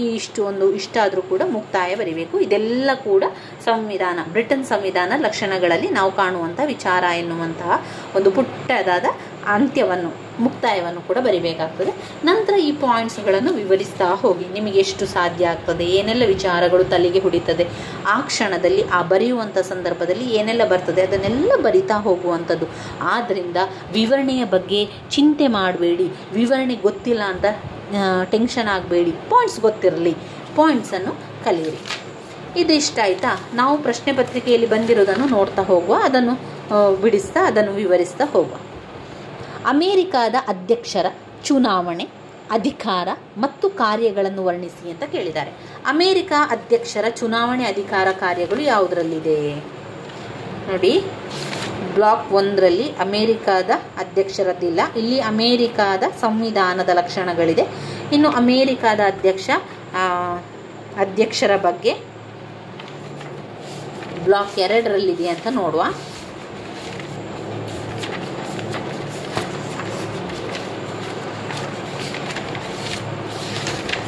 ಇಲ್ಲಿ ನಂತರ ಘಟಕ 7ರಿಂದ ಬ್ಲಾಕ್ 2 ಬರ್ತದೆ. ಇದರಲ್ಲಿ ನೋಡಿದರೆ ಇಲ್ಲಿದೆ ನೋಡಿ, ಅಮೇರಿಕಾದ ಕಾರ್ಯಾಂಗದ ಅಧ್ಯಕ್ಷರ ಚುನಾವಣೆಗಳು, ಅಧಿಕಾರಗಳು, ಕಾರ್ಯಗಳು. ಅದನ್ನು ನಾವು ಓದಬೇಕು. ಅಮೇರಿಕಾದ ಅಧ್ಯಕ್ಷರ ಅಧಿಕಾರ, ಕಾರ್ಯಗಳು ಮುಖ್ಯವಾಗಿರುವಂಥ ಒಂದು ಪ್ರಶ್ನೆ. ಅಮೇರಿಕಾದ ಅಧ್ಯಕ್ಷರ ಅಧಿಕಾರ ಮತ್ತು ಕಾರ್ಯಗಳು ಇಲ್ಲಿದೆ ನೋಡಿ, ಪುಟ ಸಂಖ್ಯೆ 64ರಲ್ಲಿದೆ. ಮೊದಲಿಗೆ ಅವರು ಇದರಲ್ಲಿ ಚುನಾವಣೆಯನ್ನು ಕೂಡ ಬರೀಲಿಕ್ಕೆ ಹೇಳಿದ್ದಾರೆ. ಚುನಾವಣೆ, ಅಧಿಕಾರ ಮತ್ತು ಕಾರ್ಯಗಳು. 64 ಪುಟದಲ್ಲಿ ಅಧಿಕಾರ ಮತ್ತು ಕಾರ್ಯಗಳು ಮಾತ್ರ ಇದೆ. ಚುನಾವಣೆಯ ಬಗ್ಗೆ ಕೂಡ ಬರಿಬೇಕು. ಎಲ್ಲಿದೆ ಅದರ ಚುನಾವಣೆ ನೋಡಿ, 60ನೇ ಪುಟದಲ್ಲಿ ಅಮೇರಿಕಾದ ಅಧ್ಯಕ್ಷರ ಚುನಾವಣೆಯ ಬಗ್ಗೆ ಇದೆ. ಅಂದರೆ ನಾವು ಅರ್ಹತೆಗಳನ್ನೆಲ್ಲ ಬರಿಬೇಕು. ಒಂದು ಚುನಾವಣೆ ಅಂತ ಬಂದಾಗ ಆ ಚುನಾವಣೆಯಲ್ಲಿ ಇರುವಂಥ ವಿಚಾರ, ಅದಕ್ಕೆ ಬೇಕಾದಂಥ ಅರ್ಹತೆಗಳನ್ನು ನಾವು ಬರಿದರೆ ಆಯ್ತಷ್ಟೇ ಚುನಾವಣೆಯ ವಿಷಯದಲ್ಲಿ. ನಂತರ ಉಳಿದಿರುವಂಥದ್ದು ಅಧಿಕಾರ ಮತ್ತು ಕಾರ್ಯದ ಬಗ್ಗೆ. ಈಗ ಅಮೇರಿಕಾದ ಅಧ್ಯಕ್ಷರು ಮತ್ತು ಉಪಾಧ್ಯಕ್ಷರು ಇಬ್ಬರದು ಕೂಡ ಒಂದೇ ರೀತಿಯ ಚುನಾವಣೆ ಆಗಿರ್ತದೆ. ಇದರಲ್ಲಿ ಏನೆಲ್ಲ ವಿಚಾರಗಳು ಬರ್ತದೆ ಅಂತ ನಾನು ಹೇಳ್ತಾ ಹೋಗ್ತಾನೆ. ಅಧಿಕಾರ ಇಡೀ ವಿಶ್ವ ರಾಜಕಾರಣದಲ್ಲಿ ಎಲ್ಲ ರಾಷ್ಟ್ರದ ಅಧ್ಯಕ್ಷರಿಗಿಂತಲೂ ಅಮೇರಿಕಾದ ಅಧ್ಯಕ್ಷರಿಗೆ ಹೆಚ್ಚಿನ ಸ್ಥಾನಮಾನ ಇರುವುದು ಕಾಣ್ಬೋದು. ಅಂದರೆ ಅವ್ರು ಹೇಳ್ತಾ ಇದ್ದಾರೆ, ಎಲ್ಲ ದೇಶದ ಅಧ್ಯಕ್ಷರಿಗೆ ಹೋಲಿಸಿದರೆ ಅಮೇರಿಕಾದ ಅಧ್ಯಕ್ಷರಿಗೆ ತುಂಬನೇ ಸ್ಥಾನ ಇದೆ ಅಂತ ಹೇಳ್ತಾ ಇದ್ದಾರೆ. ಅದೇ ರೀತಿ ಆ ಅಧ್ಯಕ್ಷರಿಗೆ ಅತಿ ಹೆಚ್ಚಿನ ಅಧಿಕಾರ ಇದೆ, ಅತಿ ಹೆಚ್ಚಿನ ಕಾರ್ಯಗಳು ಕೂಡ ಅಮೇರಿಕಾದ ಅಧ್ಯಕ್ಷರಿಗಿದೆ ಅಂತೆ. ಅಮೇರಿಕಾದ ಕಾರ್ಯಾಂಗದ ಮುಖ್ಯಸ್ಥನನ್ನು ಅಧ್ಯಕ್ಷರು ಅಂತ ಕರೀತಾರೆ. ಯಾರನ್ನು ಅಧ್ಯಕ್ಷರು ಅಂತ ಕರೀತಾರೆ? ಕಾರ್ಯಾಂಗದ ಮುಖ್ಯಸ್ಥನನ್ನು ಅಧ್ಯಕ್ಷರು ಅಂತ ಕರೀತಾರೆ. ವಾಸ್ತವಿಕವಾಗಿ ಇವರೇ ಅಧಿಕಾರವನ್ನು ಕೂಡ ಚಲಾಯಿಸುವಂಥವರು. ದೇಶದ ಪ್ರಪ್ರಥಮ ಪ್ರಜೆಯೂ ಸಹ ಅವರೇ ಆಗಿರ್ತಾರೆ. ಅಮೇರಿಕಾದ ಅಧ್ಯಕ್ಷರೇ ದೇಶದ ಪ್ರಪ್ರಥಮ ಪ್ರಜೆಯಾಗಿದ್ದಾರೆ. ಇವರು ಕಾರ್ಯಾಂಗದ ಮುಖ್ಯಸ್ಥರು ಕೂಡ ಆಗಿದ್ದಾರೆ. ಇವರು ಸಂವಿಧಾನದ ಪಾಲನೆ ಮಾಡುವಂಥವರು, ಪೋಷಕರಾಗಿ ಕೂಡ ಇರ್ತಾರೆ. ಇವರು ಕೈಗೊಳ್ಳುವಂತಹ, ಅಂದರೆ ಅಮೇರಿಕಾದ ರಾಷ್ಟ್ರಾಧ್ಯಕ್ಷರು ತೆಗೆದುಕೊಳ್ಳುವಂತಹ ನಿರ್ಧಾರ ಇರ್ಬೋದು, ಅವರು ಕೊಡುವಂತಹ ಒಂದು ಆಶ್ವಾಸನೆಗಳಿರ್ಬೋದು, ಅಥವಾ ಒಂದು ಸಹಾಯ ಮಾಡುವಂಥದ್ದು, ಸಹಕಾರ ಮಾಡುವಂಥದ್ದು ಎಲ್ಲ ಕೂಡ ಒಂದು ರಾಷ್ಟ್ರೀಯ ಮಟ್ಟದಲ್ಲಿ ಕೂಡ ಚರ್ಚೆಗೆ ಗ್ರಾಸವಾಗುವಂಥ ವಿಚಾರಗಳು. ಒಂದು ಭಯೋತ್ಪಾದನೆಯ ನಿಗ್ರಹ ವಿಚಾರವನ್ನು ಪರಿಶೀಲಿಸಿದಾಗ ರಾಷ್ಟ್ರಾಧ್ಯಕ್ಷರಿಗೆ, ಅಮೇರಿಕಾದ ರಾಷ್ಟ್ರಾಧ್ಯಕ್ಷರಿಗೆ ಸರಿಸಮಾನವಾದ ಹುದ್ದೆ ಬೇರೊಂದು ಇಲ್ಲ ಅಂತ ತಿಳಿಸ್ತಾ ಇದ್ದಾರೆ. ಅದಕ್ಕೆ ಆ ಒಂದು ಚುನಾವಣೆಗೆ ಆಯ್ಕೆ ಆಗಬೇಕು, ಅಥವಾ ಒಂದು ಚುನಾವಣೆಗೆ ಅಮೇರಿಕಾದ ರಾಷ್ಟ್ರಾಧ್ಯಕ್ಷರ ಚುನಾವಣೆಗೆ ಭಾಗವಹಿಸಬೇಕು ಅಂತ ಹೇಳಿದರೆ ಕೆಲವೊಂದು ಸಣ್ಣ ಪುಟ್ಟ ಅರ್ಹತೆಗಳು ಬೇಕು. ಕೆಲವೊಂದು ಸಣ್ಣ ಪುಟ್ಟ ಅಲ್ಲ, ವಿಶಿಷ್ಟವಾದಂಥ ಅರ್ಹತೆಗಳು ಬೇಕು. ಅದು ಯಾವುದು? ಒಂದು, ಅಮೇರಿಕಾದ ಜನ್ಮದ ಪೌರನಾಗಿರಬೇಕು, ಅಂದರೆ ಅಮೇರಿಕಾದ ವಂಶಸ್ಥನಾಗಿರಬೇಕು. ಈಗ ಅಮೇರಿಕಾದ ಅಧ್ಯಕ್ಷನಾಗಬೇಕು ಅಂತ ಹೇಳಿದರೆ ಅವನು ಅಮೇರಿಕಾದಲ್ಲಿ ಹುಟ್ಟಿ ಬೆಳೆದವನಾಗಿರಬೇಕು, ಅಮೇರಿಕವೇ ಅವನ ವಂಶವಾಗಿರಬೇಕು, ಅಮೇರಿಕಾದಲ್ಲಿ ಅವನ ವಂಶಸ್ಥರಿರಬೇಕು, ಅವನು ಅಮೇರಿಕಾದ ಹುಟ್ಟುತ್ತಾ ಪೌರನಾಗಿರಬೇಕು. ಒಂದು, ಈ ವಿಚಾರ ಅವನಿಗೆ ನೆನಪಲ್ಲಿರಬೇಕು. ಇನ್ನು ಎರಡು, ಅವನಿಗೆ 35 ವರ್ಷ ತುಂಬಿರಬೇಕು. 25 ವರ್ಷದಲ್ಲೆಲ್ಲ ಅಮೇರಿಕಾದ ಅಧ್ಯಕ್ಷರಾಗ್ತೇನೆ ಅಂತ ಹೋದರೆ ಸಾಧ್ಯ ಇಲ್ಲ. ಈ 35 ವರ್ಷ ಆಗಿರಬೇಕು. ನೀವು ನಿಮ್ಮದನ್ನೇ ಯೋಚನೆ ಮಾಡ್ಕೊಳ್ಳಿ. ಒಂದು ವೇಳೆ ನೀವು ಅಮೇರಿಕಕ್ಕೆ ಹೋಗಿದ್ದೀರಿ, ನಿಮಗೆ ಅಮೇರಿಕಾದ ರಾಷ್ಟ್ರಾಧ್ಯಕ್ಷ ಆಗಬೇಕು ಅಂತ ಕನಸಿದೆ. ಹಾಗಾದರೆ ನೀವು ಚುನಾವಣೆ ಮಾಡಲಿಕ್ಕೆ ನಿಮಗೆ ಏನು ಅರ್ಹತೆ ಇರಬೇಕು? ಒಂದು, ನಿಮಗೆ 35 ವರ್ಷ ಆಗಿರಬೇಕು. ನೀವು ಅಮೇರಿಕಾದಲ್ಲಿ ಹುಟ್ಟಿ ಬೆಳೆದವರಾಗಿರಬೇಕು. ನಿಮ್ಮ ಸಂಬಂಧಿಕರು, ನಿಮ್ಮ ವಂಶಸ್ಥರಿದ್ದಾರಲ್ಲ, ಅವರು ಅಮೇರಿಕಾದಲ್ಲಿರುವವರಾಗಿರಬೇಕು, ನೀವು ಅಮೇರಿಕಾದ ಪೌರರಾಗಿರಬೇಕು. ಆದರೆ ಮಾತ್ರ ಚುನಾವಣೆಯಲ್ಲಿ ನೀವು ಭಾಗವಹಿಸ್ಬೋದು. ಇನ್ನು 3ನೇ ಪಾಯಿಂಟ್ಸ್ ಏನು ಅಂತ ಹೇಳಿದರೆ, ಚುನಾವಣೆ ನಡೆಯುವ ದಿನಕ್ಕೆ 14 ವರ್ಷಗಳಿಂದಲೂ ಇಲ್ಲಿ ಸತತವಾಗಿ ನೆಲೆಸಿರಬೇಕು. ಅದರ ಜೊತೆಗೆ ಕೆಲವು ಸಂವಿಧಾನೇತರ ಅರ್ಹತೆಗಳನ್ನು ಹೊಂದಿರಬೇಕಾಗ್ತದೆ. ಅವ್ರು ಹೇಳ್ತಾ ಇದ್ದಾರೆ, ಈಗ ನೀನು ಅಮೇರಿಕಾದ ರಾಷ್ಟ್ರಾಧ್ಯಕ್ಷ ಆಗ್ತಾ ಇದೀಯ ಅಂತ ಆದರೆ ಅಮೇರಿಕಾದಲ್ಲಿಯೇ ನೀನು 14 ವರ್ಷಗಳಿಂದ ಅಲ್ಲಿಯೇ ಸತತವಾಗಿ ನೆಲೆಸಿರಬೇಕು. ಆದರೆ ಮಾತ್ರ ನಿಮಗೆ ಚುನಾವಣೆಯಲ್ಲಿ ಹೋಗ್ಲಿಕ್ಕೆ ಆಗ್ಬೋದು. ಅದರ ಜೊತೆಗೆ ಅಮೇರಿಕಾದ ಸಂವಿಧಾನ ಹೇಳಿರುವಂತಹ ಕೆಲವು ಅರ್ಹತೆಗಳನ್ನು ಕೂಡ ಅವರು ಹೊಂದಿರಬೇಕು. ಏನು? ಭಾರತ ಸಂವಿಧಾನ ಅಲ್ಲ, ಅಮೇರಿಕದ್ದು, ಕ್ಷಮಿಸಿ, ಅಮೇರಿಕಾದ ಸಂವಿಧಾನ ಏನು ಹೇಳ್ತದೆ, ಅಮೇರಿಕ ಸಂವಿಧಾನದ ಹೇಳಿರುವಂಥ ಅರ್ಹತೆಗಳು ಕೂಡ ಅವನು ಪಾಲಿಸಬೇಕು. ಏನು? ಉತ್ತಮ ಚಾರಿತ್ರ್ಯ, ಪ್ರಾಮಾಣಿಕತನ, ಅದ್ಭುತ ಪ್ರತಿಭೆಗಳಿಂದ ಕೂಡಿದ ವ್ಯಕ್ತಿಯಾಗಿರಬೇಕು. ಸರಿ, ಒಂದು ವೇಳೆ ನೀನು 14 ವರ್ಷಗಳಿಂದ ಅಮೇರಿಕಾದಲ್ಲಿ ವಾಸ ಮಾಡ್ತಾ ಇದ್ದೀ, ಸತತವಾಗಿ ನೆಲೆಸಿದೀಯಾ ಅಂತ ಹೇಳಿದರೆ ಚುನಾವಣೆಗೆ ಭಾಗವಹಿಸಬೇಕು. ಅಮೇರಿಕಾದ ರಾಷ್ಟ್ರ ಅಧ್ಯಕ್ಷನ ಚುನಾವಣೆಗೆ ನೀನು ಭಾಗವಹಿಸ್ಬೋದು. ಆದರೆ ಸಂವಿಧಾನ ಇನ್ನಷ್ಟು ಕೆಲವು ಷರತ್ತುಗಳನ್ನು, ಅರ್ಹತೆಗಳನ್ನು ಕೇಳಿದೆ. ಯಾವ ಅರ್ಹತೆ? ನೀನು ಉತ್ತಮ ಚಾರಿತ್ರ್ಯವನ್ನು ಹೊಂದಿರಬೇಕು, ನೀನು ಪ್ರಾಮಾಣಿಕತೆಯಿಂದ ಎಲ್ಲ ಕೆಲಸವನ್ನು ಮಾಡಿರಬೇಕು, ಹಾಗೆ ನಿನ್ನಲ್ಲಿ ಅದ್ಭುತ ಪ್ರತಿಭೆಗಳು ಕೂಡ ಇರಬೇಕು. ಆದರೆ ಮಾತ್ರ ಚುನಾವಣೆಗೆ ಭಾಗವಹಿಸ್ಬೋದು. ಇನ್ನು ಕೆಲವು ಪಾಯಿಂಟ್ಸ್: ಕ್ರೈಸ್ತ ಧರ್ಮೀಯರು, ಕೈಗಾರಿಕೋದ್ಯಮಿಗಳು ಹೆಚ್ಚಿನ ಅನುಭವವುಳ್ಳರಾಗಿರಬೇಕು. ಕ್ರೈಸ್ತ ಧರ್ಮೀಯರು, ಕೈಗಾರಿಕೋದ್ಯಮಿಗಳಿಗೂ ಹೆಚ್ಚಿನ ಅನುಭವ ಉಳ್ಳವರಾಗಿರಬೇಕು. ಹೆಚ್ಚಿನ ಅನುಭವ ಹೊಂದಿರಬೇಕು. ಕೈಗಾರಿಕೋದ್ಯಮಿಗಳು ಕೂಡ ಆಗಿರ್ಬೋದು, ಕ್ರೈಸ್ತ ಧರ್ಮೀಯರು ಕೂಡ ಆಗಿರ್ಬೋದು, ಯಾರೇ ಆಗಿರ್ಬೋದು, ಆದರೆ ಹೆಚ್ಚು ಅನುಭವ ಬೇಕಂತೆ. ಸೆನೆಟ್ ಸದಸ್ಯರಾಗಿ ರಾಜಕೀಯ ಅನುಭವ ಮತ್ತು ಪಾಂಡಿತ್ಯ ಪಡೆದವರಾಗಿರಬೇಕು. ಸೆನೆಟ್ ಅಂತ ಹೇಳಿದರೆ ಮಂತ್ರಿಮಂಡಲ ಇದೆಯಲ್ಲ, ಆ ಮಂತ್ರಿಮಂಡಲದಲ್ಲಿ ಕೆಲಸಗಳನ್ನೆಲ್ಲ ಮಾಡಿ ಅಲ್ಲಿ ಒಂದು ಸ್ವಲ್ಪ ಸಮಯ ಇದ್ದು ಆ ಒಂದು ಪಾಂಡಿತ್ಯ, ಆ ಒಂದು ವಿಚಾರ ಗೊತ್ತಿರಬೇಕು. ಲಾರ್ಡ್ ಬ್ರೈಸ್ ರವರ ಪ್ರಕಾರ ಈ ಸ್ಥಾನಕ್ಕೆ ಸ್ಪರ್ಧಿಸುವವರು ಒಂದಲ್ಲ ಒಂದು ಕ್ಷೇತ್ರದಲ್ಲಿ ಅದ್ವಿತೀಯರೆನಿಸಿಕೊಂಡಿರಬೇಕು. ಅವರೇನು ಹೇಳ್ತಾ ಇದ್ದಾರೆ ಲಾರ್ಡ್ ಅವರು ಅಂತ ಹೇಳಿದರೆ, ಒಂದಲ್ಲ ಒಂದು ಕ್ಷೇತ್ರದಲ್ಲಿ ಅವರು ತುಂಬ ಮನ್ನಣೆಯನ್ನು, ಸಾರ್ವಜನಿಕ ಕ್ಷೇತ್ರದಲ್ಲಿ ಮನ್ನಣೆಯನ್ನು ಹೊಂದಿರಬೇಕು. ಆಗ ನಾವು ಚುನಾವಣೆಗೆ ಭಾಗವಹಿಸ್ಬೋದು. ಇಷ್ಟು ಅಮೇರಿಕಾದ ಅಧ್ಯಕ್ಷರ ಚುನಾವಣೆಯಲ್ಲಿ ಬರುವಂತಹ ಅರ್ಹತೆಗಳು. ಇದನ್ನು ನೀವು ಬರಿಬೇಕು, ಮೊದಲು ಇದನ್ನು ಬರಿಬೇಕಾಗ್ತದೆ. ಈಗ ಅರ್ಥ ಆಯ್ತಲ್ಲ? 3 ಪಾಯಿಂಟ್ಸ್ಗಳಿದೆ, ವಿಶಿಷ್ಟ ಅರ್ಹತೆಗಳು. ಒಂದು, ಅಮೇರಿಕಾದಲ್ಲಿಯೇ ಹುಟ್ಟಿ ಅಲ್ಲಿಯೇ ಬೆಳೆದು ಅಲ್ಲಿನ ಪೌರನಾಗಿರಬೇಕು, ಅವರ ವಂಶಸ್ಥರೆಲ್ಲ ಅಲ್ಲಿರಬೇಕು, ಅವನಿಗೆ 35 ವರ್ಷ ಆಗಿರಬೇಕು, ಚುನಾವಣೆ ನಡೆಯುವಂಥ 14 ವರ್ಷ ಅಲ್ಲಿಯೇ ಅವನು ನೆಲೆಸಿರಬೇಕು. ಸಂವಿಧಾನದಲ್ಲಿ ಇನ್ನಷ್ಟು ಪಾಯಿಂಟ್ಸ್ಗಳನ್ನು ಹೇಳ್ತದೆ. ಏನಂತ ಅಂದರೆ, ಅವನು ಉತ್ತಮ ಚಾರಿತ್ರ್ಯ ಅವನಿಗೆ ಹೊಂದಿರಬೇಕು, ಅವನು ತುಂಬ ಪ್ರತಿಭೆ ಹೊಂದಿದವನಾಗಿರಬೇಕು, ಪ್ರಾಮಾಣಿಕತೆ ಅವನಲ್ಲಿರಬೇಕು, ಕ್ರೈಸ್ತ ಧರ್ಮೀಯ ಆಗಿರ್ಬೋದು, ಕೈಗಾರಿಕೋದ್ಯಮಿಗಳು ಕೂಡ ಆಗಿರ್ಬೋದು, ಅವರು ಹೆಚ್ಚು ಅನುಭವವುಳ್ಳವರಾಗಿರಬೇಕು. ಸೆನೆಟ್ಟಲ್ಲಿ ಮಂತ್ರಿಮಂಡಲದ ಸದಸ್ಯರಾಗಿ ರಾಜಕೀಯ ಅನುಭವವನ್ನು ಕೂಡ ಹೊಂದಿರಬೇಕು, ರಾಜಕೀಯ ಪಾಂಡಿತ್ಯವನ್ನು ಕೂಡ ಪಡೆದಿರಬೇಕು.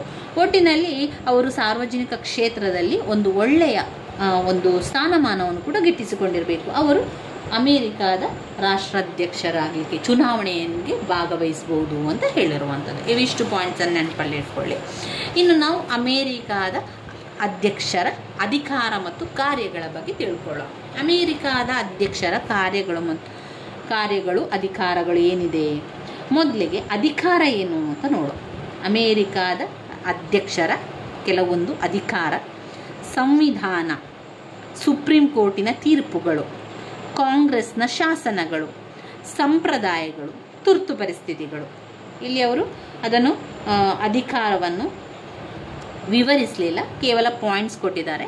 ಒಂದು, ಸಂವಿಧಾನ, ಅವರ ಅಧಿಕಾರ ಏನು ಅಂತ ಹೇಳಿದ್ರೆ, ಅಧ್ಯಕ್ಷರು ಏನು ಮಾಡಬೇಕು, ಸಂವಿಧಾನದಲ್ಲಿರುವುದನ್ನು ಜನರಿಗೆ ತಿಳಿಸಬೇಕು, ಸಂವಿಧಾನದಲ್ಲಿ ಏನೇ ರೀತಿ ತೊಂದರೆ ಆಗದಂತೆ ನೋಡ್ಕೊಳ್ಬೇಕು, ಸಂವಿಧಾನವು ಎಲ್ಲವನ್ನು ಕೂಡ ಅವರಿಗೆ ತಿಳಿಸುವಂಥದ್ದು ಸಂವಿಧಾನ, ಅದರಿಂದ ಅದನ್ನು ದುರುಪಯೋಗ ಪಡಿಸ್ಕೊಳ್ಬಾರ್ದು. ಇದೆಲ್ಲ ನಾವು ಅದರಲ್ಲಿ ಬರಿತಾ ಹೋಗಬೇಕು. ಒಂದು, ಸಂವಿಧಾನ. ಅಮೇರಿಕಾದ ಅಧ್ಯಕ್ಷರ ಅಧಿಕಾರಗಳಲ್ಲಿ ಒಂದು, ಸಂವಿಧಾನ. 2, ಸುಪ್ರೀಂ ಕೋರ್ಟಿನ ತೀರ್ಪುಗಳು. 3, ಕಾಂಗ್ರೆಸ್ನ ಶಾಸನಗಳು. 4, ಸಂಪ್ರದಾಯಗಳು. 5, ತುರ್ತು ಪರಿಸ್ಥಿತಿಗಳು. ಅಮೇರಿಕಾದ ರಾಷ್ಟ್ರಾಧ್ಯಕ್ಷರು ತುರ್ತು ಪರಿಸ್ಥಿತಿಯ ಸಂದರ್ಭದಲ್ಲಿ ಯಾವುದೇ ರೀತಿಯ ಘೋಷಣೆಯನ್ನು ಮಾಡ್ಬೋದು. ಅವರಿಗೆ ಇಷ್ಟು ಕೊಡಿ ಹಣ, ಈ ರಾಜ್ಯಕ್ಕೆ ಇಷ್ಟು ಕೊಡಿ ಹಣ ಅಂತ ಹೇಳಿ ಅವರು ಯಾವುದೇ ತುರ್ತು ಪರಿಸ್ಥಿತಿಯನ್ನು ಮಾಡ್ಬೋದು. ಸಂಪ್ರದಾಯ ಆಚರಣೆಗಳನ್ನೆಲ್ಲ ಪಾಲಿಸ್ತಾ ಇದ್ದಾರೆ. ಕಾಂಗ್ರೆಸ್ನ ಶಾಸನಗಳಿಗೆಲ್ಲ ಗೌರವ ಕೊಡುವಂಥದ್ದು, ಸುಪ್ರೀಂ ಕೋರ್ಟ್ನ ತೀರ್ಪುಗಳನ್ನು ತಿಳ್ಕೊಂಡು ಅದಕ್ಕೆ ಬೇಕಾದಂಥ ವ್ಯವಸ್ಥೆಯನ್ನು ಮಾಡುವಂಥದ್ದು, ಸಂವಿಧಾನದ ಬಗ್ಗೆ ಎಲ್ಲ ರೀತಿ ಕೆಲಸಗಳನ್ನು ಮಾಡುವಂಥದ್ದು, ಇದೆಲ್ಲರೂ ಕೂಡ ಅಮೇರಿಕಾದ ರಾಷ್ಟ್ರಾಧ್ಯಕ್ಷರ ಅಧಿಕಾರವನ್ನು ಹೊಂದಿರುವಂಥದ್ದು. ಯಾವುದೆಲ್ಲ? ಸಂವಿಧಾನ, ಸುಪ್ರೀಂ ಕೋರ್ಟಿನ ತೀರ್ಪುಗಳು, ಕಾಂಗ್ರೆಸ್ನ ಶಾಸನಗಳು, ಸಂಪ್ರದಾಯಗಳು ಮತ್ತು ತುರ್ತು ಪರಿಸ್ಥಿತಿ. ಕಾಂಗ್ರೆಸ್ನ ಶಾಸನಗಳು, ಸಂಪ್ರದಾಯ ಹಾಗೂ ಸಂಪ್ರದಾಯಗಳು ಮತ್ತು ತುರ್ತು ಪರಿಸ್ಥಿತಿಗಳು. ಇನ್ನು ಅಮೆರಿಕದ ರಾಷ್ಟ್ರಾಧ್ಯಕ್ಷರ ಕಾರ್ಯಗಳು ಬರ್ತದೆ. ಯಾವ ಕಾರ್ಯಗಳನ್ನೆಲ್ಲ ಅವರು ಮಾಡ್ತಾರೆ? ಕಾರ್ಯಾಂಗದ ಅಧಿಕಾರ, ಶಾಸಕಾಂಗದ ಅಧಿಕಾರ, ಹಣಕಾಸಿನ ಅಧಿಕಾರ, ಇವಿಷ್ಟು ಕೆಲಸಗಳನ್ನು ಅವರು ಮಾಡ್ತಾರೆ. ಕಾರ್ಯಾಂಗದ ಅಧಿಕಾರಗಳಂತ ಅಂದರೆ ಏನು? ರಾಷ್ಟ್ರೀಯ ಹಿತಾಸಕ್ತಿಯನ್ನು ರಕ್ಷಿಸುವಂತಹ ರಕ್ಷಾ ಕವಚವೂ ಕೂಡ ಆಗಿದ್ದಾರೆ ಅವರು. ಅಮೆರಿಕದ ರಾಷ್ಟ್ರಾಧ್ಯಕ್ಷರು ಕಾರ್ಯಾಂಗದ ಅಧಿಕಾರವನ್ನು ಮಾಡುವಂಥದ್ದು, ಶಾಸಕಾಂಗದ ಅಧಿಕಾರವನ್ನು ಮಾಡುವಂಥದ್ದು, ಹಣಕಾಸು ಅಧಿಕಾರಗಳನ್ನು ಮಾಡುವಂಥದ್ದು. ಅಮೇರಿಕಾದ ಅಧ್ಯಕ್ಷರು ಹೊಂದಿರುವ ಅಧಿಕಾರಿಗಳೆಲ್ಲ ಅವರು ಹೊಂದಿರುವಂತಹ ಕಾರ್ಯಾಂಗದ ಅಧಿಕಾರಗಳಾಗಿರ್ತದೆ.